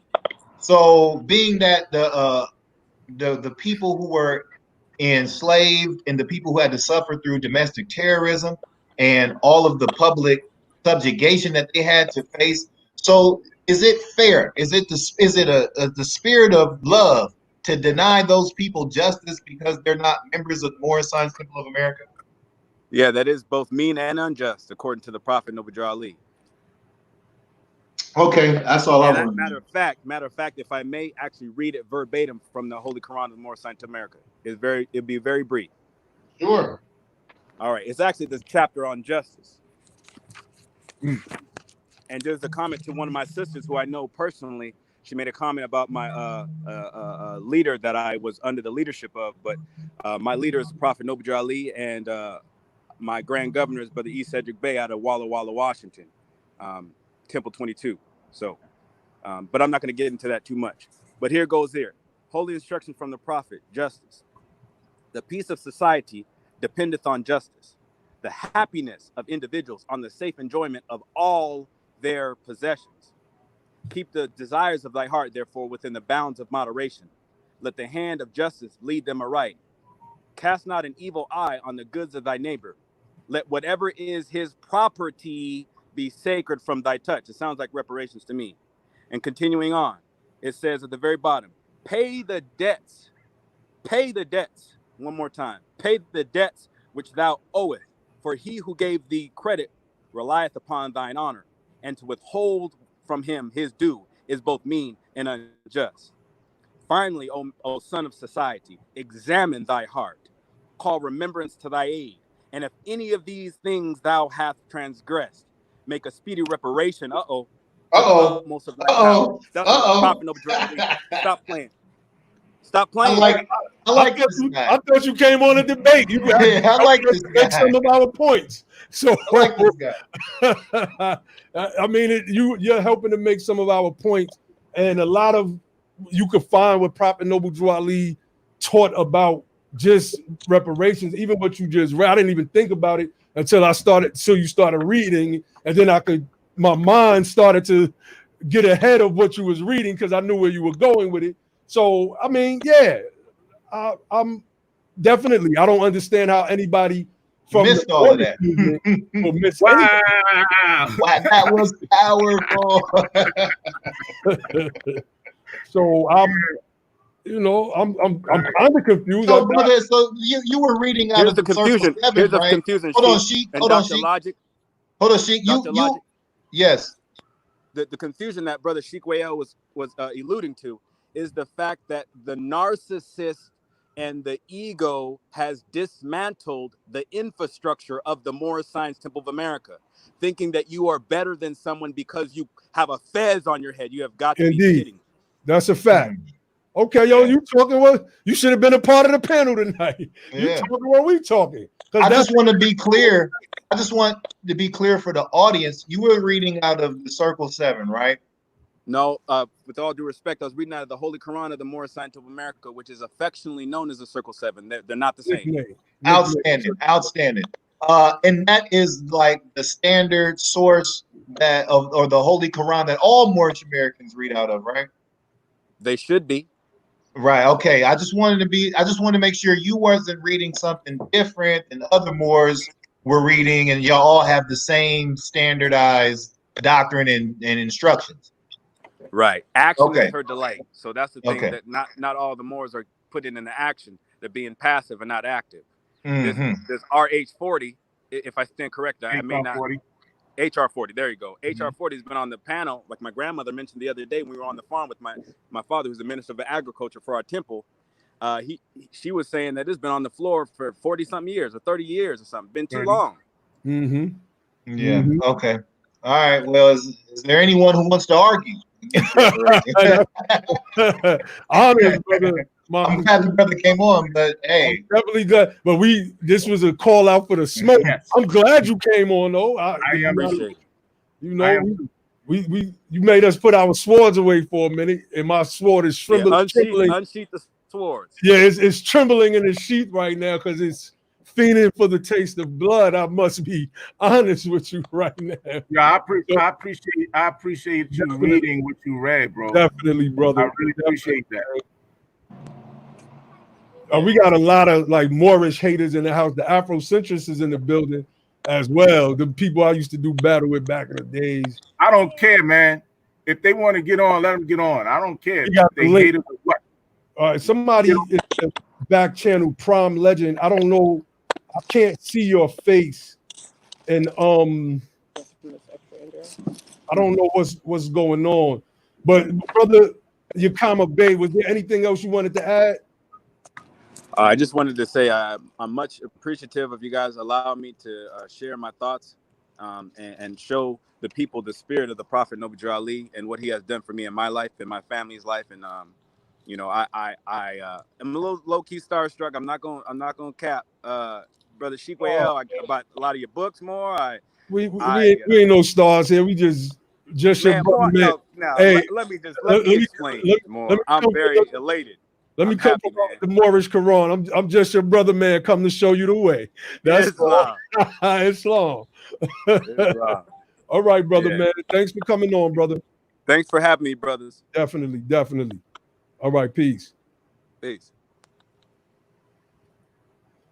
All right, we got Prom Legend. I'm just your brother, man. Come to show you the way. Somebody's background is. I think your background is too loud. You got to cut your background down. Thanks for coming on, brother. Thanks for having me. I just want to say this. Prom Legend is this is my cousin, your Macaroni Mac in the building. What's going on? That's my man. I seen you with the sound on CNN. The revolution will be streamed. What up, Steve? Cuzzo Steve, Logic. Naheem, what up? What's good, bro? Hold on, let me turn off that fan. Yeah, you got some background noise. You got to turn your background down, brother. It's a lot of feedback. Oh, 1 second. Hold on. Let me close this off. Yeah, you probably got like two things open. The YouTube or the Facebook and all right, I'm here. There you go. Can y'all see me? Y'all hear me? Yeah, brother. Wow, it is a pleasure and an honor to be on Be the Power platform. Let's get it. Honors, brother. Honors. Appreciate y'all for having me. Thank you so much. And y'all are representing us so well. I love y'all. Cuzzo Steve, you already know the vibes. Logic, doing your thing. You bringing the facts. And of course, Mr. Facts, all facts. Naheem, let's get it. Come on. I try to bring They don't want no smoke. They don't want no smoke. Where they at? We have one of their own people vouching for us. We have one of their own people. What's his name? Shaheem or something? Jaheem? Yeah, him. Sheik Yakama. That was. Listen, I ain't even gonna try to say that whole thing, but him. He was there with us. Sheik, I don't know his name, but he's in support of reparations, and to my understanding of what he was saying, he's a Moor. You know what I'm saying? So if you don't understand this injustice, this debt that we come in to collect, you know what I'm saying? We here, it's owed to us with interest.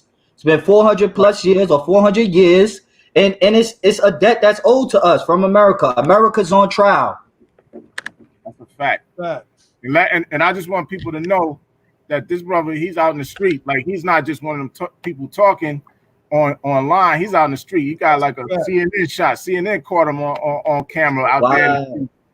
You know, Wow. represent. You went viral. You went viral, Mac. Wow, I appreciate that. I heard people telling me I was on CNN, but I don't watch, Caucasian Nazi networks. You know what I mean? I don't watch that. I don't watch that stuff. But I thought they was trolling me. I didn't believe it. I didn't know I was on CNN, but now I know it's official. Thank you for letting me know that. I appreciate that, man. Definitely, man. I'm glad I'm out here and I'm putting a message out there for us, our people. No Definitely. We need more people like you, Mac. I'm telling you. For real. For Thank real. you. Thank you. Wow, that means a lot, Logic. I appreciate that. I think there are people like me. I'm just the one of many voices, I'm just putting my feet to the pavement. I'm one of many voices, and I'm here to put in the work. That's right. So where's everybody at? Anybody in the chat? I heard there's a lot of Indians in the chat that got stuff. Yeah, with the indigenous people. We want you to come on. Somebody said I keep cutting everybody off. No, you're not going to come on a show and do run-on arguments. Like, we have to address the points. Like, you trying to cram in 20 different points without letting us get to any of the points. We have to address this stuff. Because then what's going to wind up happening is we're going to try to address all 20 points at the same time, and you're not going to be able to speak again. That makes absolutely no sense. So let us address things point for point, or at least 2 points at a time. Who else wants to link? Y'all are. What about executive sessions? Where's executive sessions? You know that name. He said he popping off in the inbox. Just come on. Let's have the discussion. We want all the smoke. Everybody that's about the misconceptions about the 14th Amendment, we can square you away on that, straighten that out for you. Anybody who thinks that they have a legitimate argument on why we can't get reparations, please chime in. Let's go. Well, if the people that's not going to chime in, let's address some of these comments. Gold and silver and land. So this brother Edward Williams, let's put that up on the screen, said gold and silver and land. We were going to guess that this is what he means by reparations. At this point in the American economy, the money is basically digital at this point. And we're not living under a gold standard. It would take too much. We know that Prophet Noble Drew Ali said the gold, the silver, and the commerce belongs to the citizens. But you got to also remember the Prophet was speaking in the 1920s. This is 2020 now. This is 2020 now. We're in a different time. The currency is different now. So it's, for the people that just try to say land, again, we spoke about this on the last show. What good is just having land if you don't have the resources to build on that land? Now, you may say, well, I can grow my own fruits and vegetables. Yeah, but then you're going to have to compete with the local supermarket. You're going to have to mass produce everything that needs to be. Like, a lot of the things that we're saying is not properly thought through. So I understand when Elijah Muhammad says we're going to need about 25 years if we're going to do it in the respects of just having land, but he also spoke of the resources coming from the government, i.e., e.g., reparations, because that's exactly what it was, what he was talking about, to build up on it. So the gold and the silver thing, somebody said it can't be fiat currency. That term is another of the sovereign citizen terms. No, stop. Let me say something. Yeah, bro. All currency is fiat, plain and simple. It's just some fiat is backed by a commodity, and other is backed by the credit and faith of the power of the government that produces it. All currency is fiat. All value is determined by the people who place value on. As soon as people think gold is worthless, it will lose its value. Value is something that is placed by the ideas of men. You understand? So it makes absolutely no sense to put all your value into something as finite and take so long to develop as gold or silver. It takes thousands and thousands of years to even produce silver or gold. So why would you want to put all of your countries and your nation's wealth behind something like that? Let me say this to the fiat point. The super chat is open. everybody who wants to get rid of their fiat, go right there to that Yes. super chat. Yes. Put that Give us the fiat in that fiat. super chat. Cash App Lord Abbott. Or me. I got a cash app. Cash App any one of my bros. I'm taking all Dope fiat. that. Dope that, cuz. If you don't want your fiat, we'll take it off your You hands. take it off your hands, like no Yeah. problem, Yeah, man. Just You don't need to be burdened with all that fiat. Give it to the team. Somebody shouted me out in the comments. They said, Dr. Logic, you sound like a hater. What of the things about Taj have you accomplished? What impact have you made? Well, I would like to first say I don't really understand that comment. Maybe it was a typo. I make them all the time. It says, what of the things about Taj have you accomplished? I don't know what that means. Please tell me.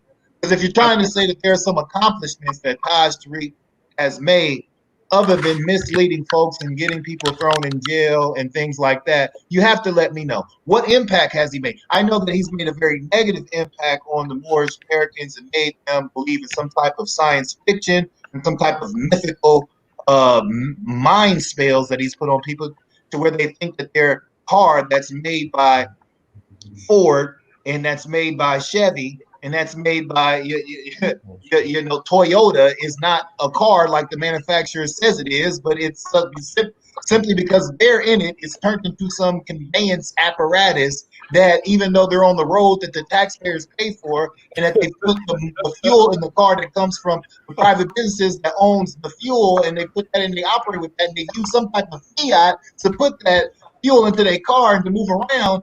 They feel like they don't have to abide by the rest of the rules and regulations of the Department of Transportation, which is supposed to be regulating the safety of the public. So please tell me, what has he done? And I will tell you this about myself.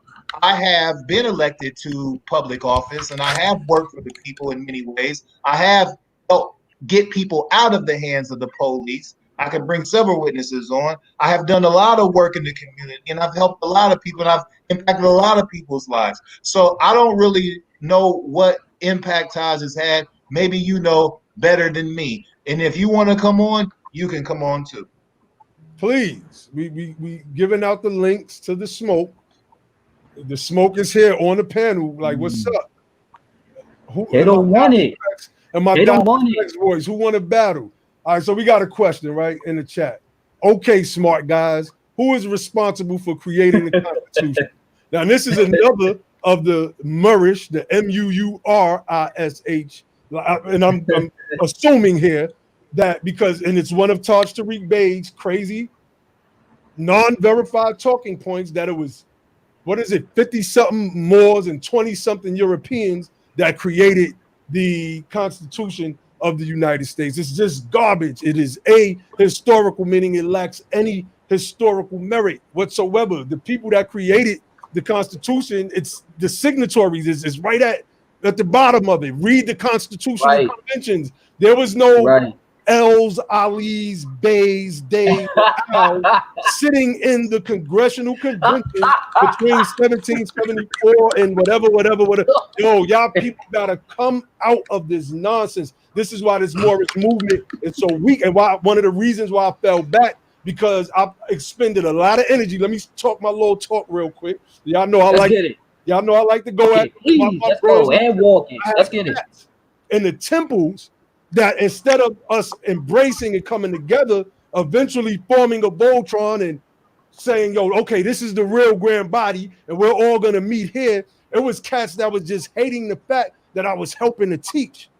Then my name started to get out there in academic circles. So this made them more angrier because they felt that they should be ahead of things. Mm-hmm. There was a prophecy, an alleged quote by Noble Drew Ali, where he said there would be new Moors who would come in already, eyes wide open, seeing and knowing, take these old Moors, seat them in the back, and carry out his law. So there was no that were there already, and they were looking at brothers like myself as this fulfillment of the prophecy. And so they sought, and this, this is for those that believe that, right? They sought to try to silence me. I could call cats out. Sharif Bey, Tahaka Bey, the whole Alisman, all of these guys were against what we were trying to do. We could have crushed all this sovereign citizen stuff together, collectively. Wow. We could have ended this stuff 5 years ago. These people would be irrelevant. We could have been hating ass Negroes. We could have been debating on ADOS amongst ourselves and doing the due diligence and see if it was a movement. Because when I first heard about ADOS, the first thing popped in my head was African descendants of slavery. I was like, oh, that's a fad, it'll be dead. And let me look. I kept seeing the hashtag, so let me look. Oh wait, it doesn't mean African. It's America's descendants of slavery. I'm like, no, America's descendants of slaves is what I was like. I don't like that slave part. Then I looked at what the people were talking about. It read and told said no, the American descendants of slavery, the institution. I said, okay, wait, let me listen some more. And I watched about maybe 100 hours of videos. So I did my due diligence, and I said, right, this brother and this sister is, when it comes to the political aspects, are right and exact. So if we would have been in the Moorish movement together, we would have been able to sit at the table and say, we need to not have a Malcolm versus Martin movement, and we need to understand that this is a new civil rights movement taking place right in front of our eyes, civil rights 2.0, and that instead of being the Malcolm, listen to what they're saying, because everything they're saying politically makes sense, and then move with these brothers and sisters in our own way so that we can fulfill what Prophet Noble Drew Ali was talking about with reparation. If you try to say that the people can't get reparations because they use the names Negroes and blacks, they have to be Moors first, and if they're going to pay reparations, it has to come to the Moorish Science Temple of America and then mete it out amongst the people who would then come in. That is against what it says in the Holy Quran of Mecca, which is the law and the authority of the Moorish Science Temple of America, which says there is no compulsion in religion. And other interpretations, there is no compulsion in Islam. So if this is what you're saying, you're going against the very laws that you claim that other people are breaking. We do this. We do this. Let me say a couple things. What you know, because I keep this is two people who said that. Hey, I think I heard an echo. But what does Dana Marnichi not? Basically what y'all saying is ABBA introduced Dana Marnichi into Noble Drew Ali. What does that have to do with reparations?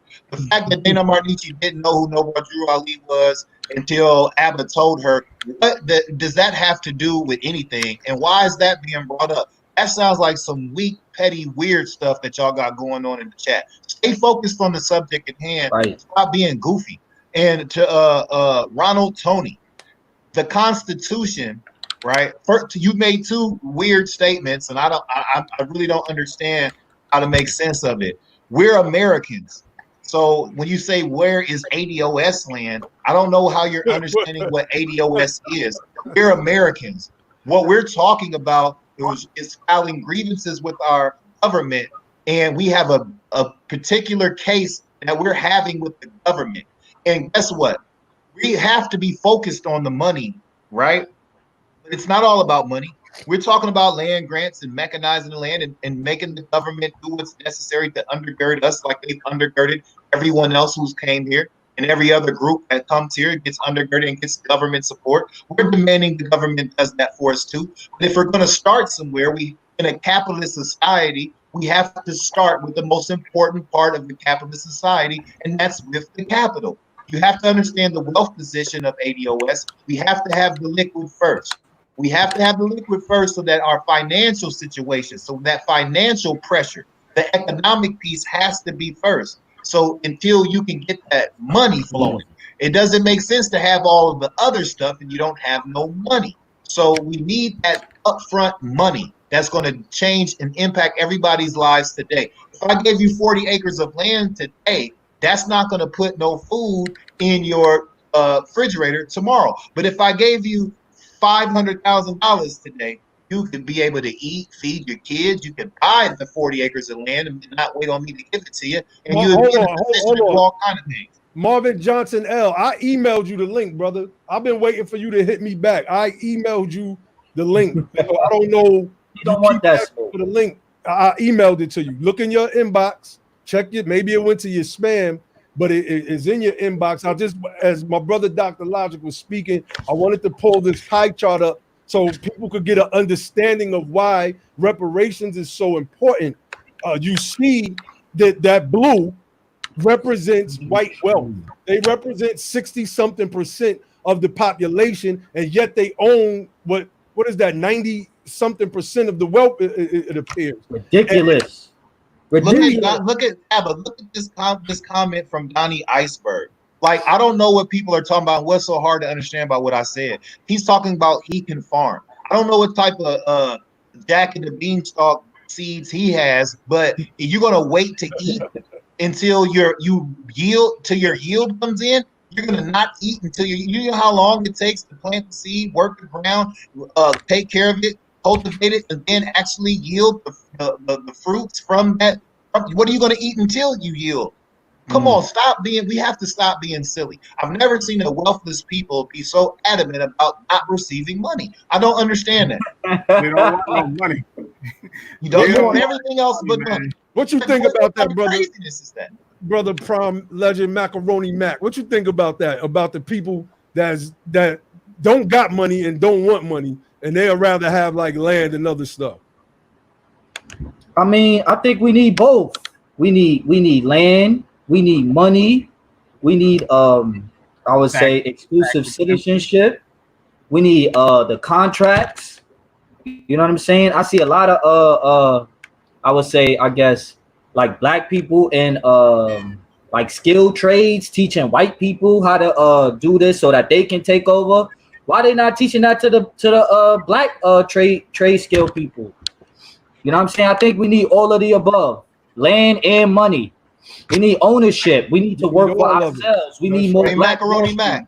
Let me ask you a question, right? Because I'm in agreement with you. We need money. We need land. We need all of those things that it takes. Ownership to make us whole citizens. But if we had to start right now, and I say Macaroni Mac, either I'm going to give right now today, you personally, either I'm going to give. You can only pick one to start. I'm going to give you it all, but you'll only start with one.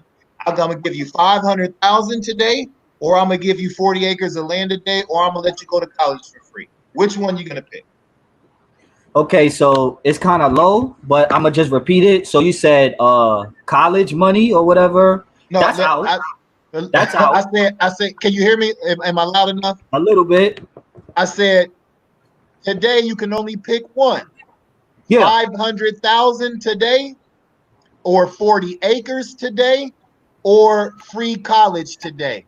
Which one do you want me to start with? Well, college is out. College is out.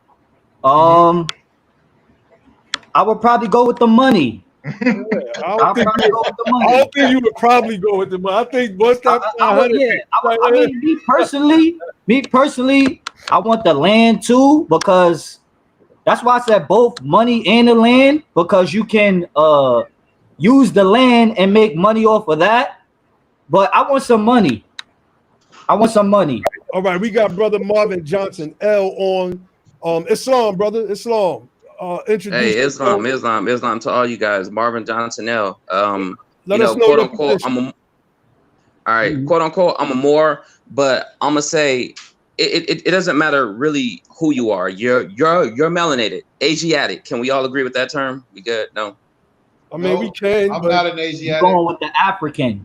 Everybody got their own ADOS. Everybody got their own different views on how ADOS, African. I was born here in America. American, ADOS, black first.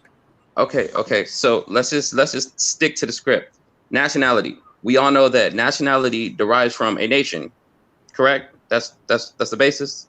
Okay. Yeah. Okay. So when you say nationality and you want reparations, then what nation would you be subscribing to? America. What is your nation? America. United States of America. Yeah. Okay, excellent. Morocco. Have you look at Turtle Island? Turtle Morocco.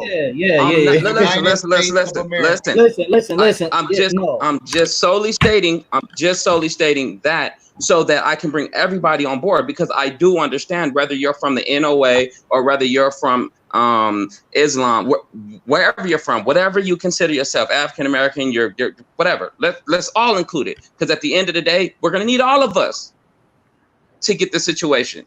rectified, correct?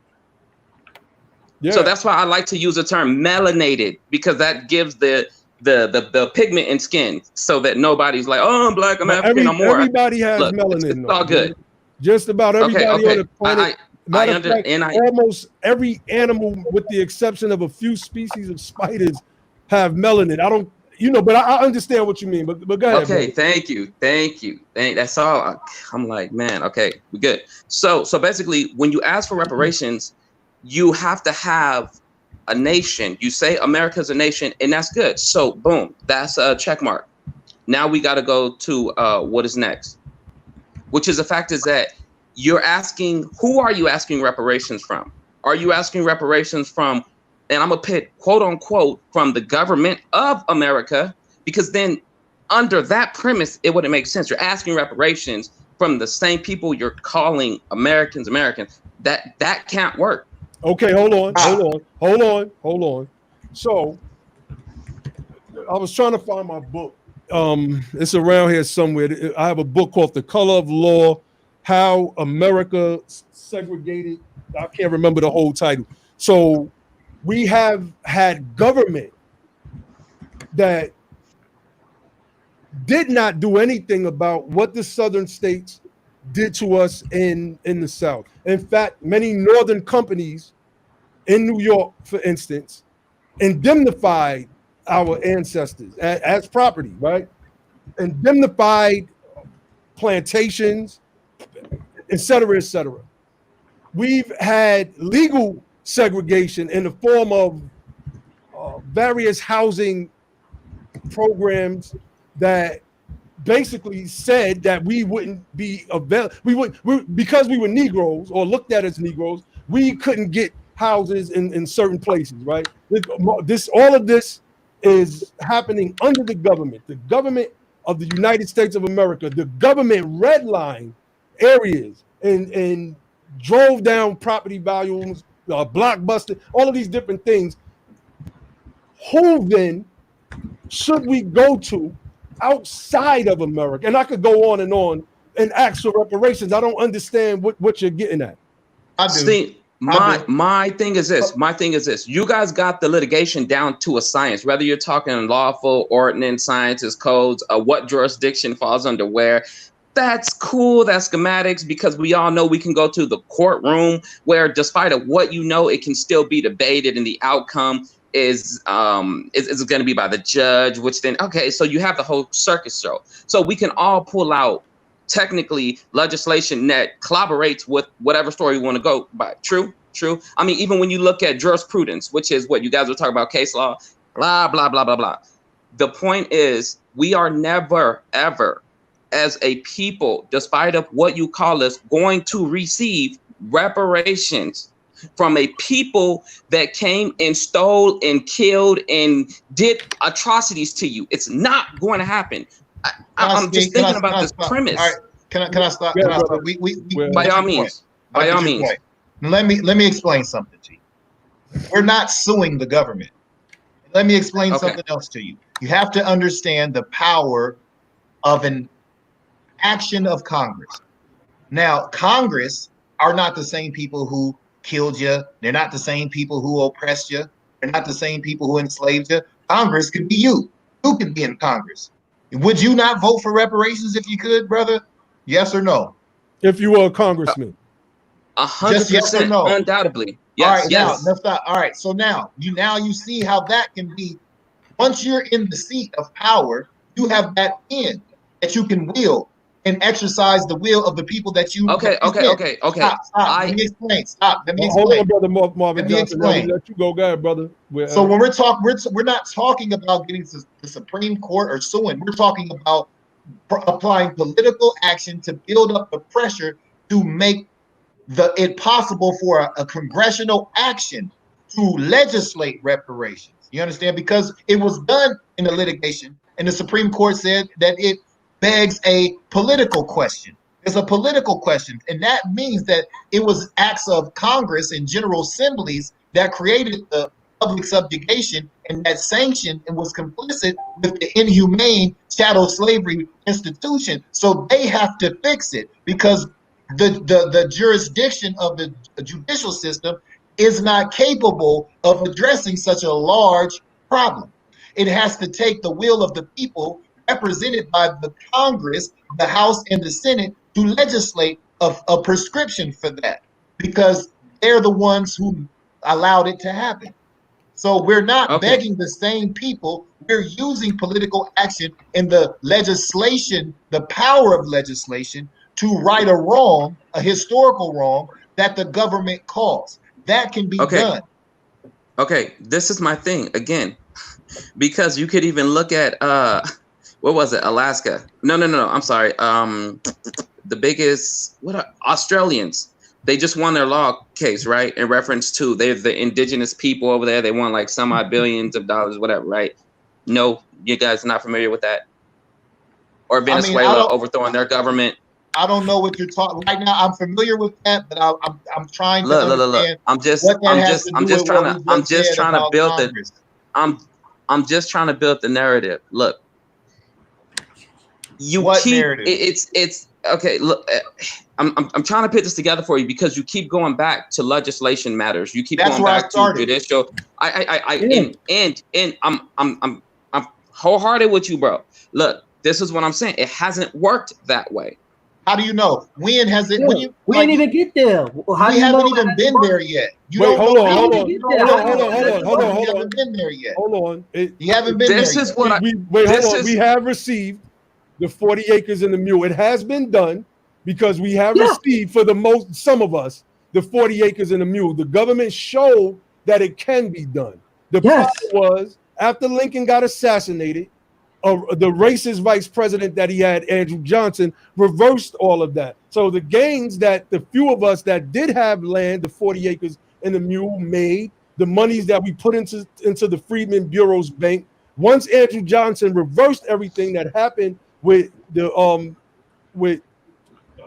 Field Order 15, I believe it's called. Yeah, Field Order 15. We have a blueprint. They looted the bank. They took the money. Like, we're in a different time right now. And I used to have this debate, right? Let me just hear me out real quick. I remember I'll use Sarah Seti because he was one of the more famous people that made this claim. And I used to talk about us having our own cities and starting our own cities. And one of the things that Sarah Seti screamed out, we can't have our own cities. You see what them crackers did to Black Wall Street? They'll bomb your mother and just start going crazy.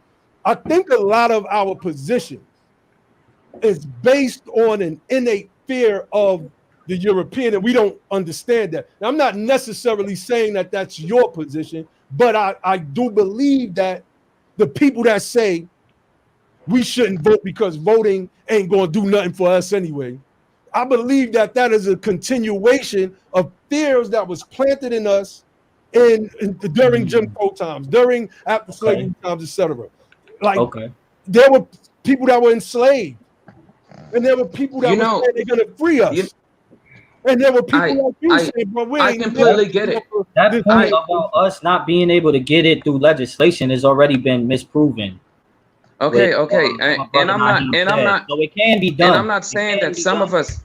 I'm not saying that some of us don't go on to be basketball players, but what is the percentage? I'm just gonna give it to you. I don't even know what does that even mean? Please explain to me what that means. You're clearly. Hold on, Mac. Okay. What does that mean? What is that analogy? Look. I'm telling you. I'm not saying that all of us is not going to go to court and not win our disputes on why we went to court, our matters, our legal matters. I'm not saying that all of us won't, but what I'm saying is that shouldn't law be finite? No, hold on. What do you mean? We already told you that our reparations is coming from an act of Congress. You keep talking about court. Why are you talking about court? Because I'm talking about the jurisdictional matters in general. Where does law start? Let me try to help you build. Let me try to help you build, brother. Okay. Okay. Listen, You're going. I'm trying to give you. I'm trying to give you where I'm coming from. My point is this. I started off by stating this. You keep asking the same people. I don't care whether they're in the state, local government, Supreme Court, your whatever, the president.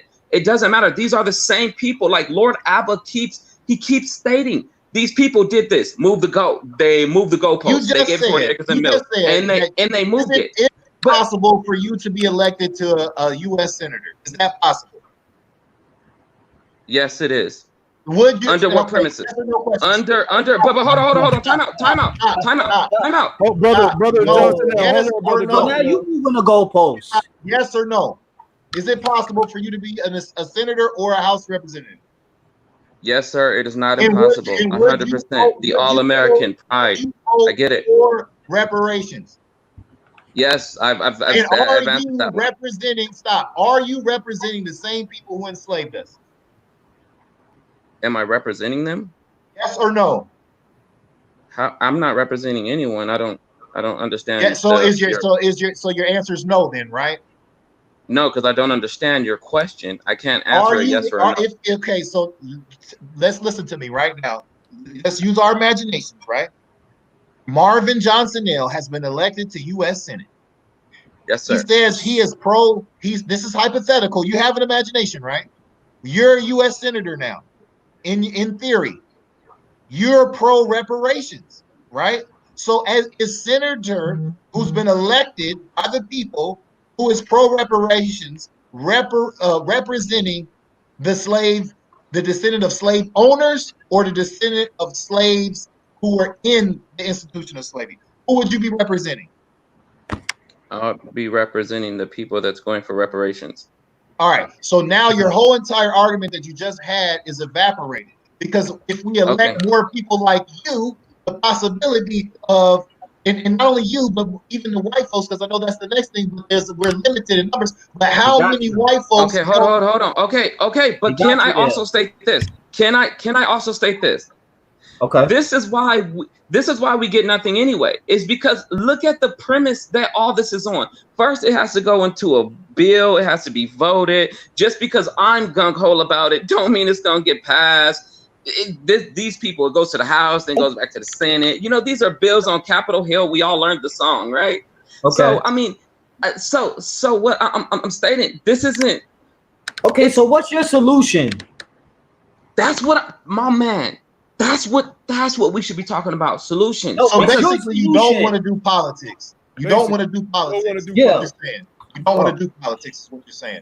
Even though politics is the science of who gets what, when, where, and how, and it's how everything. Okay, but those same politics. Okay.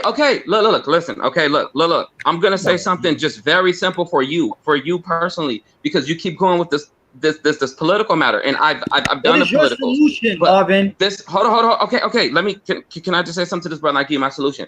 My point is this: we have the First Amendment. This is an indentured contract called the Constitution. Would you not concur, agree, or disagree? No, I definitely do not concur. How is it an indentured contract? Because it's a trust indenture. Everybody is held to this. Like, it's trust. It doesn't have to be. It can be forceful, but when I say I have the right to speak, then I should be able to. That right should be enacted. That's why it's a trust indenture, because I trust that you're going to uphold your oath. Right? When you send an officer out there, they take an oath. You're holding them to a degree based on that what they signed. Correct? That's why it's a trust indenture. Okay. Next. Another Oswald Bates from In Living Color, man. Another Oswald Bates from In Living Color. What is your solution, Marvin?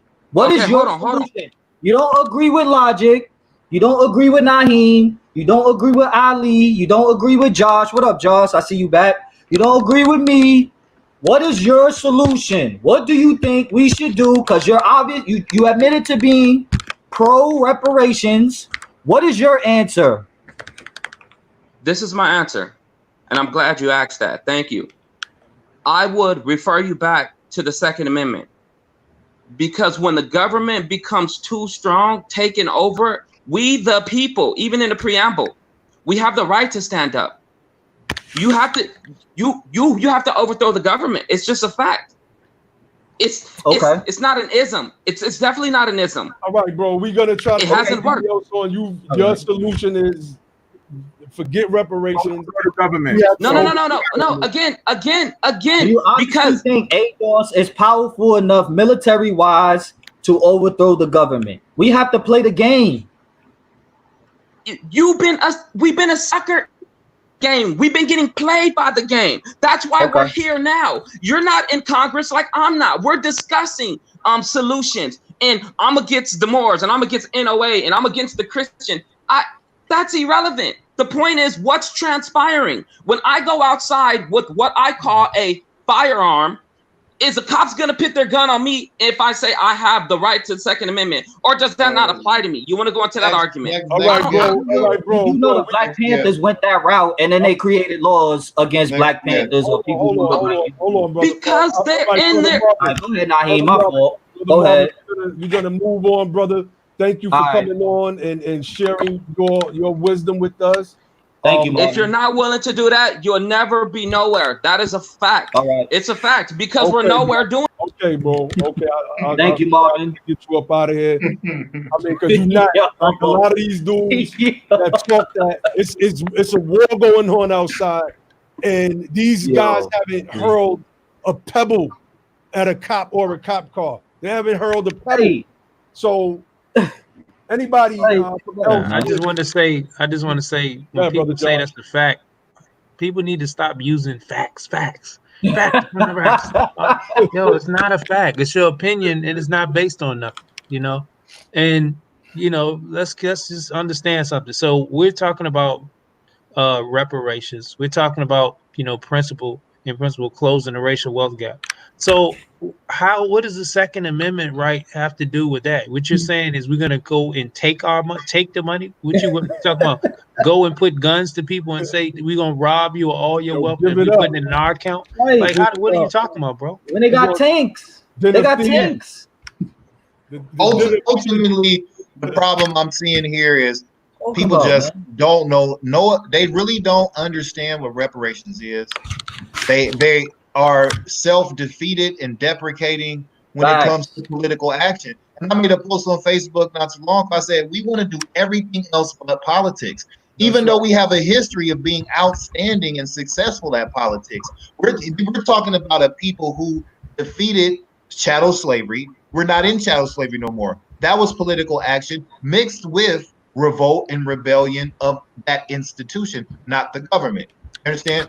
We're a people who defeated Jim Crow when nobody thought that was going to be a reality. Nobody thought the abolition of slavery was going to be a reality.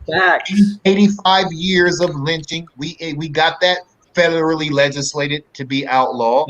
Understand? So our fight is long, and the battle is hard. Yes. But the harder the fight, the sweeter the victory. The harder the battle, the sweeter the victory. All I'm hearing from people is they're scared to fight. And you got the same people who's scared to do political action talking about doing military action. The brother probably ain't never shot a gun in his life. He probably ain't been in too many fist fights in his life. I can look at him and tell him he's soft as terry cloth. You understand? And you need to understand what you're talking about when you're talking about overthrowing a government. Don't come on this show talking about overthrowing no government. I'm not with none of that. That's what that's not it. We will lose. We will die and we will lose that way.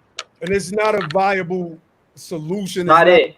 And it's definitely not a solution that anybody with an L on their name should even be proposing.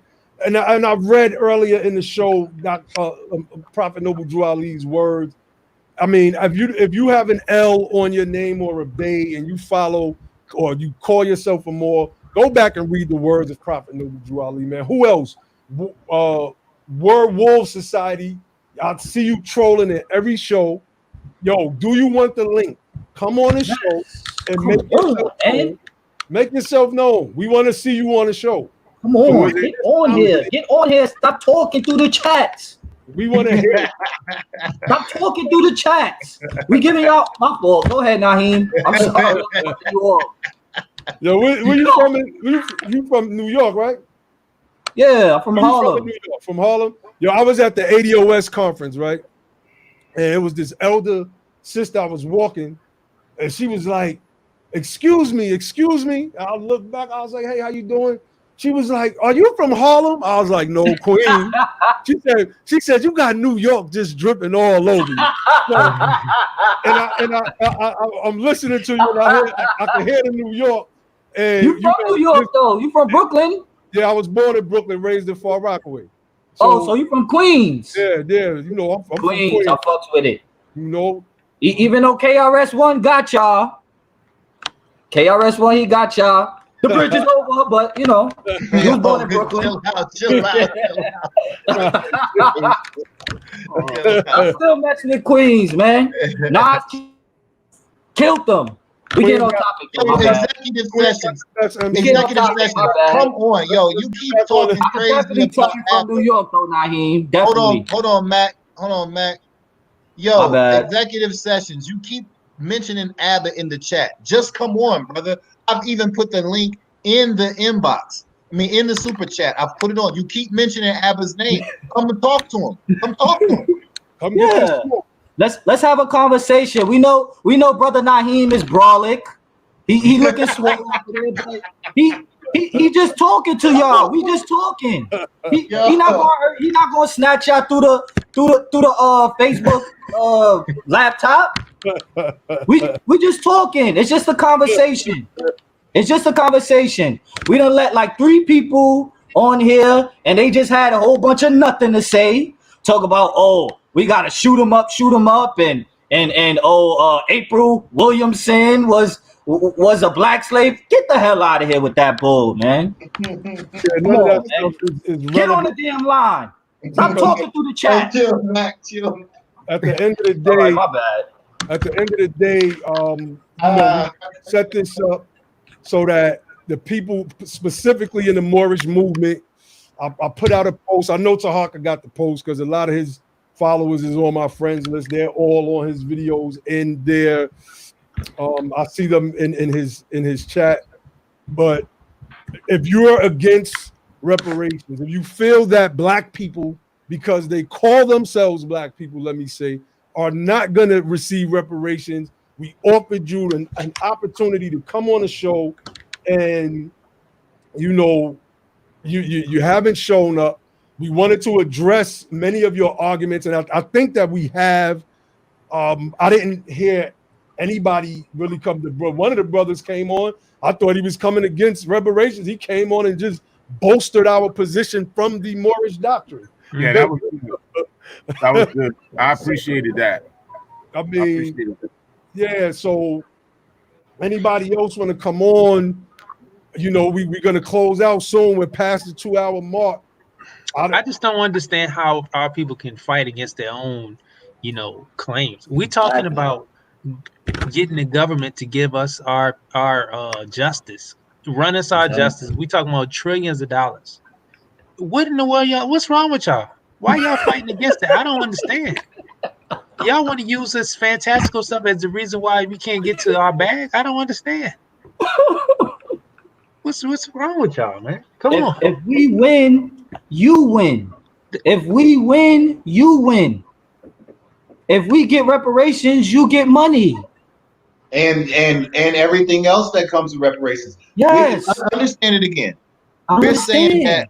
Understand again, with reparations, it's not just money, right? But in a capitalist society, it only makes logical sense if you're going to start with repair. You have to start. You have to start with what's most important in a capitalistic society, and that is the actual capital. If you're going to repair a house, you first have to have money to get the materials necessary to repair the house. You can't just go and have materials.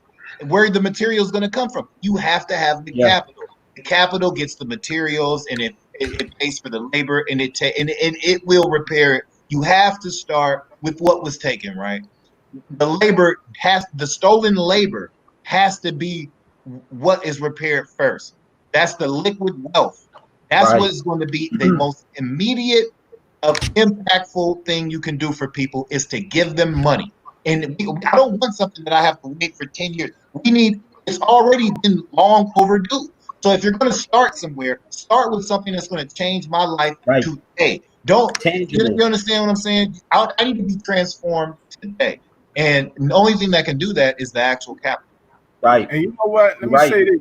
My sister brought up a good point. She said all these people that accept government stimulus checks and unemployment and all that kind of stuff got a problem with reparations. Like, right? Yeah, it doesn't make sense. And y'all waiting? Yes. Let's go, Aretha. Nobody's saying send me a coronavirus test kit before you send me the money. I don't need the money. I need the test. Right. Like it doesn't make sense. Waiting for that $1,200.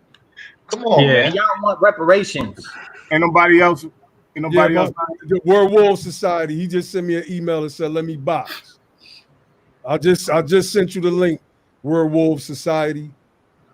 So especially to the Moors. If the prophet said it takes finances to uplift the nation, and until you have economic security, you can't be secure and nothing else.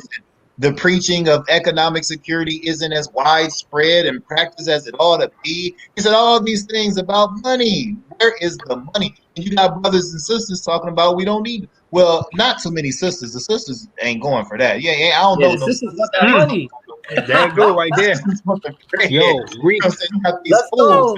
Yo, Reek, that is a great point. Let's go, female ADOS. I want that money.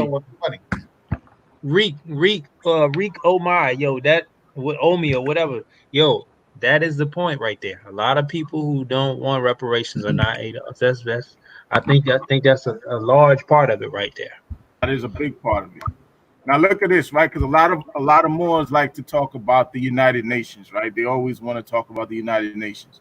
So this is what happens, right? United States owes black people reparations for a history of racial terrorism, says the United Nations panel. But they get more specific, not just black people. They get a little bit more specific. This is an article that came out in 2016. So this thing is not even a new concept what we're talking about here. The history of slavery in the United States justifies reparations for African Americans, argues a recent report by the United Nations affiliated group based in Geneva. This conclusion was part of a study by the United Nations Working Group of Experts on People of African Descent, a body that reports to the International Organization's High Commissioner on Human Rights. The group of experts, which includes leading human rights lawyers from around the world, presented its findings to the United Nations Human Rights Council on Monday, pointing to the continuing link between present injustices and the dark chapters of American history. Quote, in particular, the legacy of colonial history, enslavement, racial subordination and segregation, racial terrorism, and racial inequality in the United States remains a serious challenge, as there has been no real commitment to reparations and to truth and reconciliation for people of African descent, the report stated. Contemporary police killings and trauma that they create are reminiscent of the past racial terror of lynching. It goes on, but I just wanted to lay that out, that the United Nations agrees with ADOS. Facts. All right, we got somebody on right now. DZ Ali. Is this word wolves? What's that, man? Say that again one more time. Is this the brother in the Werewolf Society? Yeah. Okay, yeah. What's going on, brother? Speak your piece. It's all good. It's all good. I just want to say this is my second time tuning in to your show. I see that your show growing. And I've been having some comments in the chat. I've been listening. Now, firstly, I will say that I am totally pro reparations. Totally pro it. Now, the only contention that I have with the conversation that has been going on is the view that we will possibly obtain it through politics. I disagree with that. Okay, so how do you believe that reparations will be achieved if it's not done through politics, brother? Well, we've just shown how reparations can be obtained with the protests and the rioting and the looting that has gone on concerning police reform and police brutality. We've made bigger strides in this past month and a half than we've made in 100 years, because violence only recognizes violence. It only recognizes when it is being in opposition of other power. Power does not relent to weakness. That's the law of nature. Okay, hold on, because we want to, kind of break it up so we could touch on your point. So basically, if I'm understanding you correctly, because there's violence in the street, there's lootings and shootings and a bunch of stuff. I call it an uprising, right? Right. That's exactly what it is. Islamic word, intifada, right? The uprising. You believe that this is causing, statues to come down, et cetera, et cetera. But what about the state legislatures who are, or the state legislative bodies who are in consensus that they must remove Confederate flags and change the names of schools, et cetera, et cetera? How do you think that's happening? Because that's not just happening because people don't. That takes a political process. How do you skip past that part? Is I guess what I'm trying to. Let me explain it. Go ahead, brother. Logic. Go ahead. One time, brother D's Ali. See, so I understand what you're saying, and I agree with much of what you said, but what you're describing is not what actually produced the results. What you're seeing take place, what it did was it caused the pressure to make the political action possible. Yes. So exactly. I'm not in absolute disagreement with you. But what I want you to understand is that it still had to be made through political action. The pressure, whatever we have to do to make that pressure, and how much of it we have to do to make the pressure motivate the action and the response that we desire, is what needs to be determined. I'm not here to say that we need to go out there and protest and tear things up. People have to decide what they need to do to create that on their own.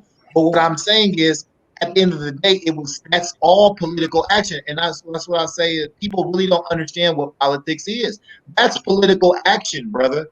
That's still political action. When Martin Luther King and them were boycotting and marching through the streets and doing sit-ins and doing all of that economic disruption, that was causing pressure to force legislators to legislate. And so, like Naheem's talking about, all of that pressure. See, what you're talking about is pressure.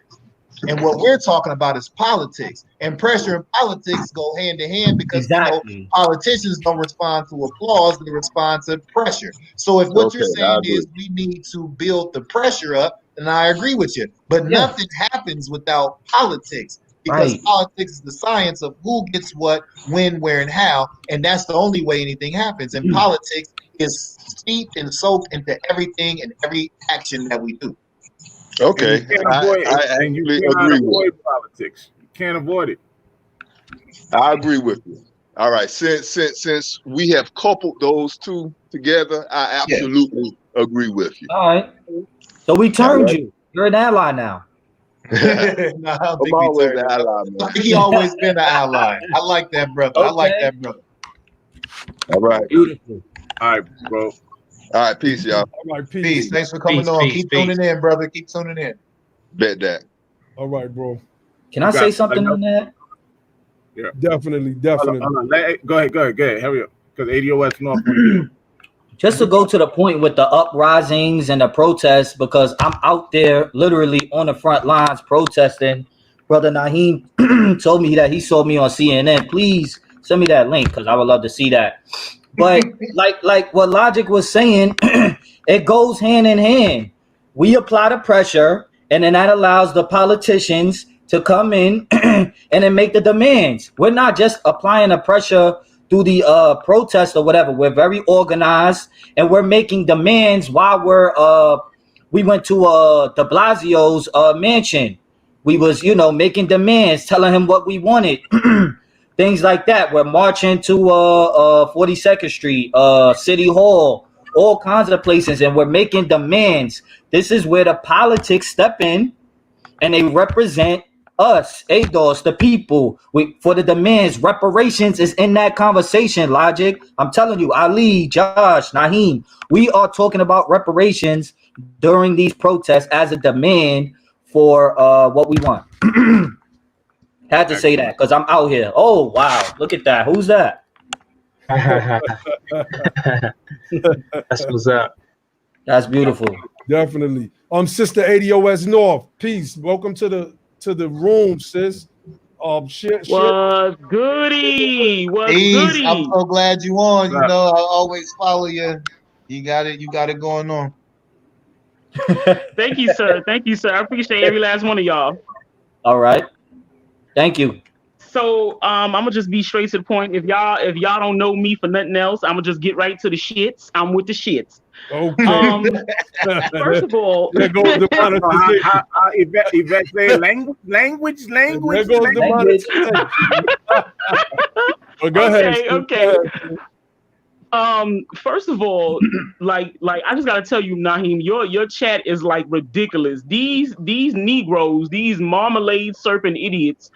First of all, I don't understand when we have the highest rates of homelessness across the country. Let's just start off with that. Okay. Let's go. I don't understand when we're being murdered the most. We get the most injustice. That's number 2. Let's go. Number 3, we suffer from the highest rate of death when we do go to the doctor. COVID-19. That's number 3. Okay. Number 4, you have a large segment of our population who has made it to at least 35 and older, a little bit older, and we don't have any kids. Why? Because we can't afford to have them, because it's been put in our mind that we shouldn't reproduce. So how about that? Right. So I don't want to hear all of this. If you just scratch your butt on the left and wink on the right, that you might get what you need, and that reparations ain't gonna do it for you. Oh my goodness, that was beautiful. I love you already. I don't need nobody to sit up here and tell me why you piss on me that it's raining. Okay, I don't need why you poop in my hand that I'm supposed to believe is Nestle's chocolate or whatever kind of chocolate you want to believe it is. Let's get it. Okay, let's go. So here's another thing. You know what? Excuse me, Naheem. I'm sorry, but I have to address a jerk. First of all, if somebody says anything about abortions to me ever again, first of all, you ought to learn your data. First of all, it is white Caucasian women. Let's get that right. Who have the most abortions? Let's get that straight. Ooh, talk to them. That's why they passing laws to make abortion illegal. They trying to preserve white people. I believe you're talking about Roe versus Wade or something like that. I don't know the exact. Now, if I'm wrong, you can correct me. I can be corrected. I don't have a problem being. Okay. When you have folk that continue to keep saying stupid stuff, I know personally for me, that's one of the reasons why I don't even go on Twitter. I used to have a YouTube channel. I'm give me a ulcer. You're not gonna do it. Okay. I hear you, sister. You understand? So it's just too much. I don't understand how they could sit up here. I don't understand. I look at my folks and I'm just like, I don't get it. Why are you up here opposing something that's for you and you need it? Because we out here dying, B. Like what? Like what's the problem? Cowardly. It rhymes with tunes, but with a C. I want to keep Brother Naheem's program monetized. But cowardly tunes, just take off the T and put in C. Yeah. They just want to pay bills and die. Now, I gotta ask. That's it. I gotta ask. Is it me or is it like because I can like is Borging out a little bit? Is it me or is it? You coming in and out a little bit. Yeah, you going in and out. You're going in and out. We can hear most of what you're saying though. Come back, Miss North. Okay, I'm gonna try to get close to the router so that way you guys. I hear you. I can hear me. Okay, good. Yeah. Keep talking. Let's go. Let's get it. We need more perspective. Let's go. don't bother to continue to entertain morons because number one, it's very clear to me that you're very pedestrian. Number two, it's very clear to me that you're not capable of an original thought. Because if you were, you would have understood that you should have supported folks like Yvette Carnell. You should have supported Tone Talks. You should have supported Logic. You should have supported Josh. You should have supported Naheem. You should have supported Ali instead of sitting up here talking BS. I think what we're doing with the show is, you know, and we kind of seen that with the last brother, is we're educating people, and a lot of them, they're making arguments because it's so easy to sit down and type something out, right? Right. Which is one of the reasons why we wanted to have this show tonight. We wanted people to come on so that they could have a live conversation in the hopes that they could hear how bad their arguments sound. And if they, with a point or two, I'll concede. I'm not one of those people that's just going to dismiss every single thing. If you make a good point, I'll be like, hey, man, you got me on that one. You got me. Your overall argument is flawed, but you got me on that point. I'll let it be known. That's just how I am. But, you know, I think with us having direct conversations, it forces people to hear themselves as opposed to us typing back and forth, because that is just so easy for us to do, and it's really not a display of our intellectualism at all, which is why conspiracy theories and misinformation and disinformation spread so fast on social media, because people will feel like they are super knowledgeable and super knowers, and because they're sharing a specific type of information. We see that going on Young Pharaoh's channel, where he's just sharing a bunch of knowledge. Bring him on. We'll cook him up. Wow. If Pharaoh wouldn't come on this show. Young Pharaoh, wow, he wildin'? Okay. Polite, I don't know. Maybe Polite. I'll give Pharaoh 0%. I'll give Polite 15% that he might come on the show. I don't know. I would give him a 15%, but that's still a low percentage. To get one of them brothers to come on and try to debate their positions, you know, the brother King Phase. I would love this sister Angela Stanton to come on. She watches the show. I could tell by her comments on the IG. Shout out to Angela Stanton. We see we just disagree with a lot of your positions, and you against reparations, and anybody against reparations not getting my support. Point blank. Period. Let's go. You could be Republican. We could debate about certain ideologies and what I call disinformation, saying that the Republicans, the Democrat, the Republicans freed the slaves and the Democrats were the enslavers, knowing that the party switched in the 1960s. If you omit that from the historical record, either you're being ignorant or you're just being either you're ignorant or you're being disingenuous. So you're being disingenuous or you're being deception. Either being deceptive, you know what it is. You're being deceptive. So Abba said something very important. And I want to reiterate that because we did a show called Reparations is the Hill That You Die On. If you're against reparations, you don't get our support. In fact, you don't get to be against reparations. That's the most disrespectful position you can have to a people whose history is rooted in chattel slavery and domestic terrorism.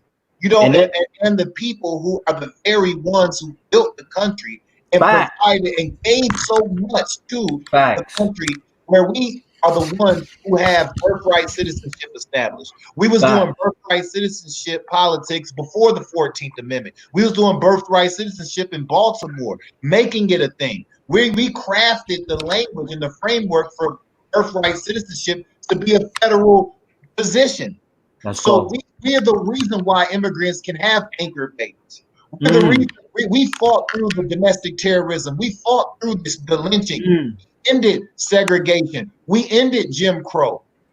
And we created a world where immigrants want to come, because wasn't everybody too ready to come over here prior to us doing all that fighting? Wasn't nobody running to change. Wasn't nobody running to help us change that. No. I said nobody was running to get in chains. That's what I said. Yeah, nobody was running to get in chains. And nobody was running to help us break the chains. That's right. That's right. People who came over here, before I go into the people who came over here, Go ahead, Ali. Come on. Can you put that statement back up? I want to see something. He says, Lord Abba wants an apology check, not his globe back. This is a classic. This dude is white. Whoever this dude is a European, man. I don't want to talk about this dude is a European, man. What does that mean? I don't even know what it means. He's just saying Like, weird yo, son, you bugging. Nobody don't know let's take a page out of the Moorish book. What's your nationality? What's your background, B? Honest Siddiqui. I wanted to talk about one more thing real quick, though, because what a lot of things. No one brought it up tonight, but I've heard this a lot, and I've heard white folks say this, and I've heard not ADOS, but our skin folks say this. They're not our kin folk, but they are skin folk. Right? So the only people who fought to free us from slavery and to break the chains of chattel slavery was us. The Union soldiers that were European were fighting to preserve the Union. Exactly. The Confederate soldiers were fighting to preserve the Confederacy. It was 186,000 ADOS, foundational Black Americans, who were fighting in the Union Army, and the 20,000 brothers and sisters and family members of ours that was in the Navy who were fighting to free us. We were fighting to free our family members who was in the iron chains and oppression of the Southern Confederates. We fought war in American history to free our family. That's the narrative.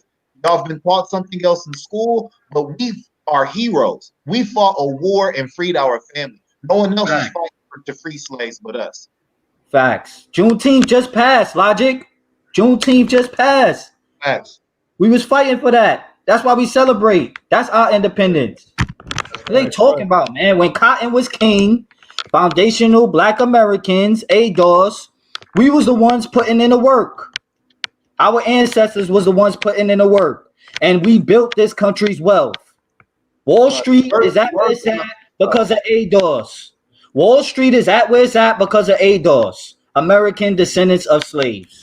You are not suing anyone, and this whole ADOS concept is ludicrous. Okay. Nobody said we're suing anybody. Put that up on the screen. Were you not listening? Ronald Tony. He's just a troll. Yo, get on here, man. Get on here. He's a European too. Stop chatting. You either a European, or a Negropean. Which one are you? Same thing. Yo, you Negropean. Nobody said we're suing anybody. We're saying it's a congressional action. Come on. Or an executive action. Stop talking.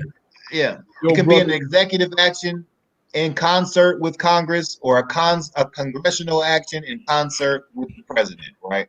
So we're not talking about suing anyone. This is not a lawsuit.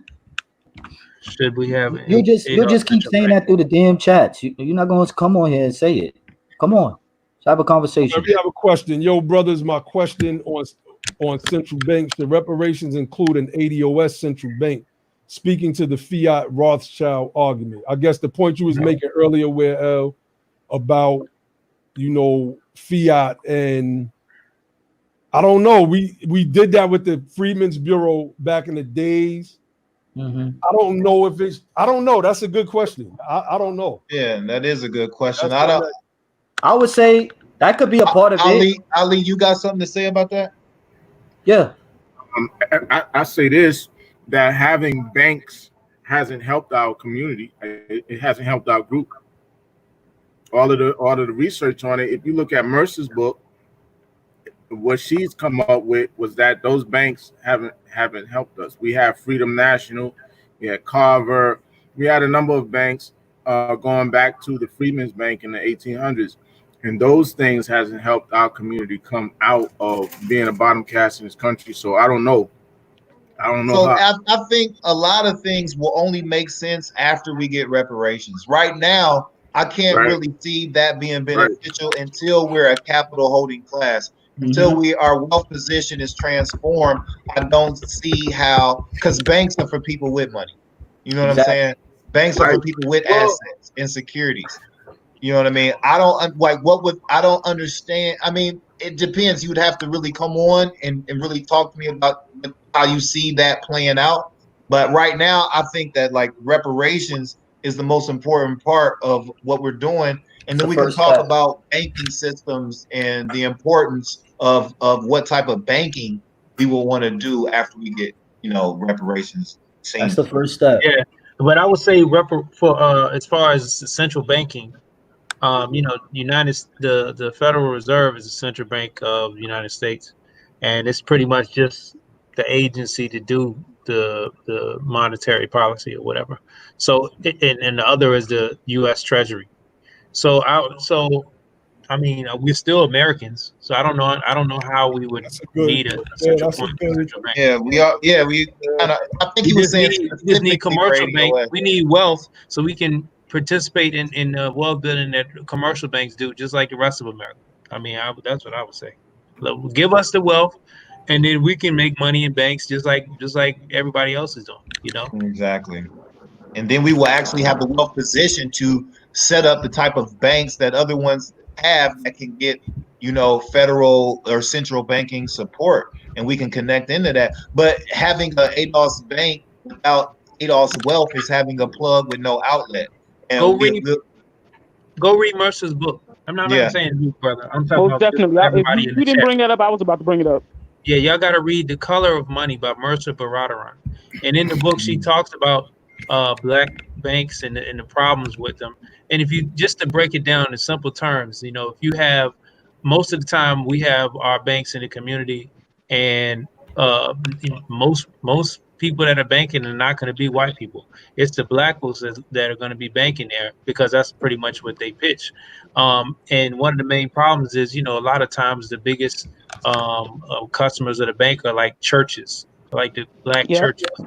And what happens is the churches are their customers, but they're also looking for like the hookup, and they're looking for special treatment. And then when they don't get that, it's a problem. But the bank is not there to give the hookup. The bank is there to make profit and to bring profit to the shareholders of the bank and the people who are putting their money in the bank looking to get a return. Exactly. So that relationship is not there to give. So that's one of the main reasons why the banks fail. But if we had wealth, the banks wouldn't be full of like low yield type of investments and risky loans and all this kind of stuff where you need to hook up. So that's the reason why our banks fail. I wouldn't mind saying something to this particular person. Yo, go ahead, brother. If I remember correctly, reparations are only paid to people who claim to have a nationality, ditch those slave color codes. Here's the thing: reparations is synonymous with restitution. There's a number of synonyms that you can look up for the word reparations, right? People get reparations all the time through civil suits. Reparations has been actually done at every level of government in this country. Even for African Americans, they just did some reparations legislation in Chicago. There was some African American victims of police torture in Chicago, and there was a reparations ordinance done through the city. You have another one out in Illinois for black people. I forget the town. You remember the town Logic out Evanston, there? Evanston, Illinois. Yeah, Evanston. They're working on, either they worked on it and passed it, or they're still working on the reparations idea for the city. And they're trying to do that through like some kind of marijuana taxation or something like that. Yeah, special tax for marijuana. For black people, African American black people. They didn't care about that. Yeah, I think, and some of the people from the Tuskegee, the descendants of the people of the Tuskegee experiment, and Rosewood, they did some state legislative reparations for the descendants of Rosewood, black people. Their nationality is American. The nationality Japanese Americans. I don't get it. I don't understand why that's so. I really want to know. I really want to know who taught them that. I want to know who taught them this. Because in order to, I like to know what books people read. I think I can explain. Yeah, who taught them this? Go ahead, sister. I think I can explain. I think I can explain why ADOS really just has an issue with reparations. I was speaking to someone about this on the phone, and it's really about we haven't dealt with the fact of, as a whole, ADOS likes to live in a facade. You understand what I'm saying? Yes. And the facade for the last, 30, 50 years has been, well, if you just go to school, well, if you just invested your money right, well, if you just wasn't so, no good, and this, that, and the third. We really want to believe that Oprah is king. You understand what I'm saying? Right. So it's all about a facade. You have to understand as well, that just the total mindset of our own people. We think about it. If you even talk about our families, a lot of the time we don't even know each other. So therefore, to even want to think about a concept like reparations, that's too much for them. That's too much for us. Really, to tell the truth. That is true. That's powerful. And in Facts. all That's a good point. too many So- situations. Go ahead. You was about to say some more. Come on. I mean, so really, if we really deal with our mindset, if we really deal with the fact of we can't deal with life without a facade, then I think that probably might be the answer to all this rebuttal and all this dumb foolishness about why we shouldn't get reparations. Yeah. The myths. Yeah. All right. Check it in there. We That's what coming Moor up calls it. on 3 hours, so we gonna get the winding this joint down. We didn't have anybody else come on. I do want to give a shout out to the people that were brave enough to come on. One of the guys, the first guy, he still was sending me messages in the inbox claiming that we don't know what we're talking about, but he just couldn't back up anything that he said at all. So That's one thing. Let me before we close out, there's a chat real good. I think this will be some real good information. So with the Freedmen's Bureau and the Freedmen's Bank and the concept of banking in regards and associated with reparations, I think so when we look at the history of the Freedmen's Bank and the Freedmen's Bureau, right? That was in the 1800s. The technological advances that were not available then exist today. So we can get money straight to people. So we don't have to have a middleman institution to distribute the money.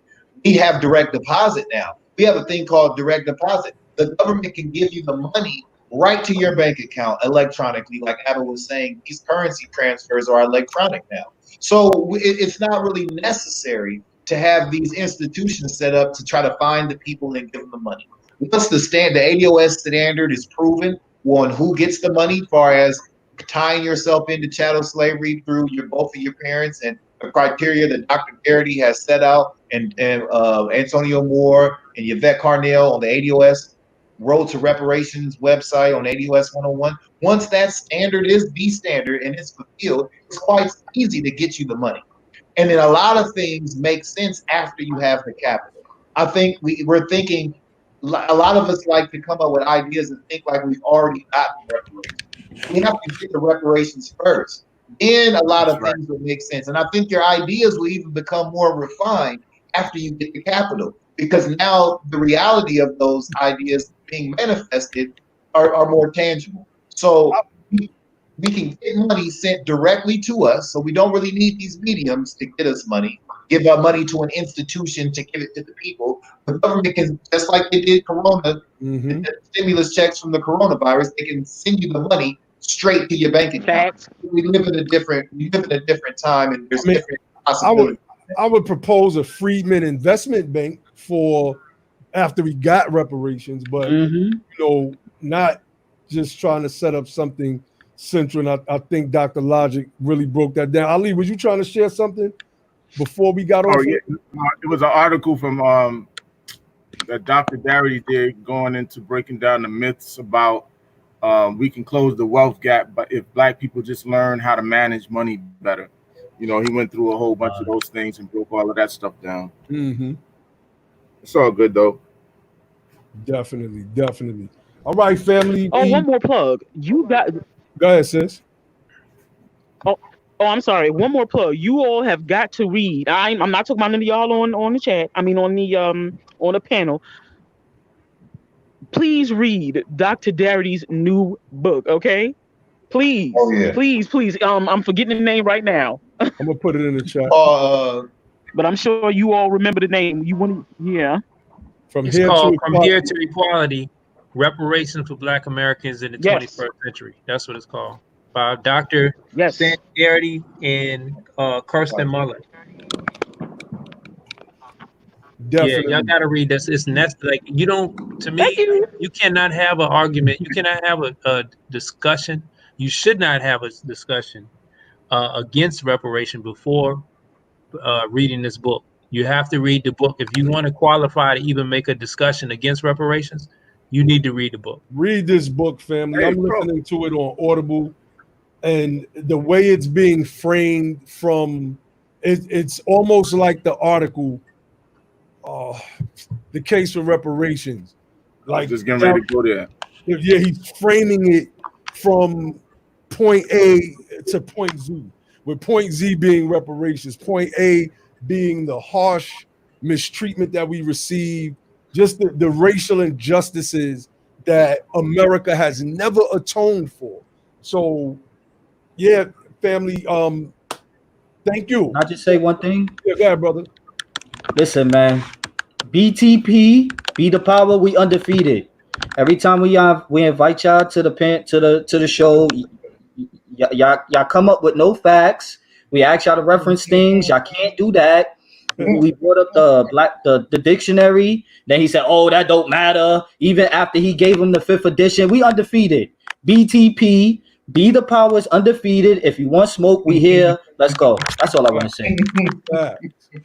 Facts. Thank you, y'all. I appreciate y'all and I love y'all. Same here. Oh, Love yeah. you too, bro. Dr. Logic, you had anything you want to close out with? Yeah, you know me. I'm always close out with give me reparations and give me death. No taxation without reparations. Peace. Let's get it. Peace. Let's go. Sister ADOS, do you have any message you want to close out with? I just want to thank you guys for letting me on. I appreciate every last one of you all. And you guys have a great night. And reparations is the only way. I'm out. What's goody? All right, now. Josh. Damn, I wish we could do this every day. Yeah, I mean, look, I just wanted to say, I know the show was about Moor versus Black versus ADOS. Look, at the end of the day, if you come from the lineage that your people were enslaved, your people were beat, raped, you know what I mean? Children taken and sold and lynched, all kind of atrocities, locked out of wealth, held from opportunity. Like I got a project going on, and I'm just kind of interviewing, and I'm just gathering stories from people, and people that you normally think are good. You would think, well, they don't need reparations, but then you talk to them, you're like, a supreme injustice has been done. I don't care how successful you see a person is. If you're a part of that group, you have no business spending any time not number one, arguing against what we're doing, fighting against this effort, and trying to dissuade people from participating in this movement. You need to join the movement. You need to lend your efforts to moving this forward, and you certainly need to read and educate yourself on the topic, because this is the movement. I don't care. We don't need any of that silly stuff going on. We don't need you parroting white supremacist talking points that were disproved from long ago. We don't need you, getting people caught up in these fantastical type of ideas about this is our land and all this kind of stuff. Like, look, you got to look at your family and tell me, did they already get reparations? Do you see people with all kind of wealth in your family? Or do you see poverty in your family? Do you see people asking you for money? You see people that owe you money and ain't calling you back and ain't returning your call. What do you see in your family? Is it abundance of wealth? Who can put you on in your family? How many banks do you own? Where would your family be if your great grandfather, whoever got paid, if your great uncle wasn't, sharecropping or whatever the case may be? Like, your life would be way different today. If your grandfather, your father wasn't locked out of being able to participate in workers' union, he can use his labor to build up wealth. Where would you have student loan debt? You know, would you be trying to work for a company, or would you have ownership in the company? Would you not even be working? Would you have equity to the point where you can go pursue some type of art, be an artist, and just you got money in the account? Like, that's what we're talking about: stolen wealth and stolen legacy. Think about how stupid it sounds for you to be fighting against people that's fighting to correct that wrong. It don't make no sense. So I want to say, just stop it, just for a little while, year or 2, 5 years, I don't care. Just take time out of your life, put that other stuff to the background. I promise you, that other stuff is gonna be there, because it ain't been nowhere. It ain't been going nowhere. For no period of time. It's gonna a be there car when you stuck come in the back. mud, spinning its wheels. There you That's go. all it is, So and that's all it'll ever be. just get on board with reparations. That's all I want to say. Brother Ali. Yeah. Well, hey man, Josh really summed it up excellently. I mean, everybody did great. Josh really summed it up and really, give you a lot of food for thought. And I think that it was an excellent summation. So we're on the 3-hour mark, and I really don't have a lot to add, man. I had a lot of stuff pulled up. Man, I got like all kind of stuff pulled up. I didn't get to go through any of it because nobody did with nothing. So at the end of the day, I mean, I think it went the way it was supposed to go.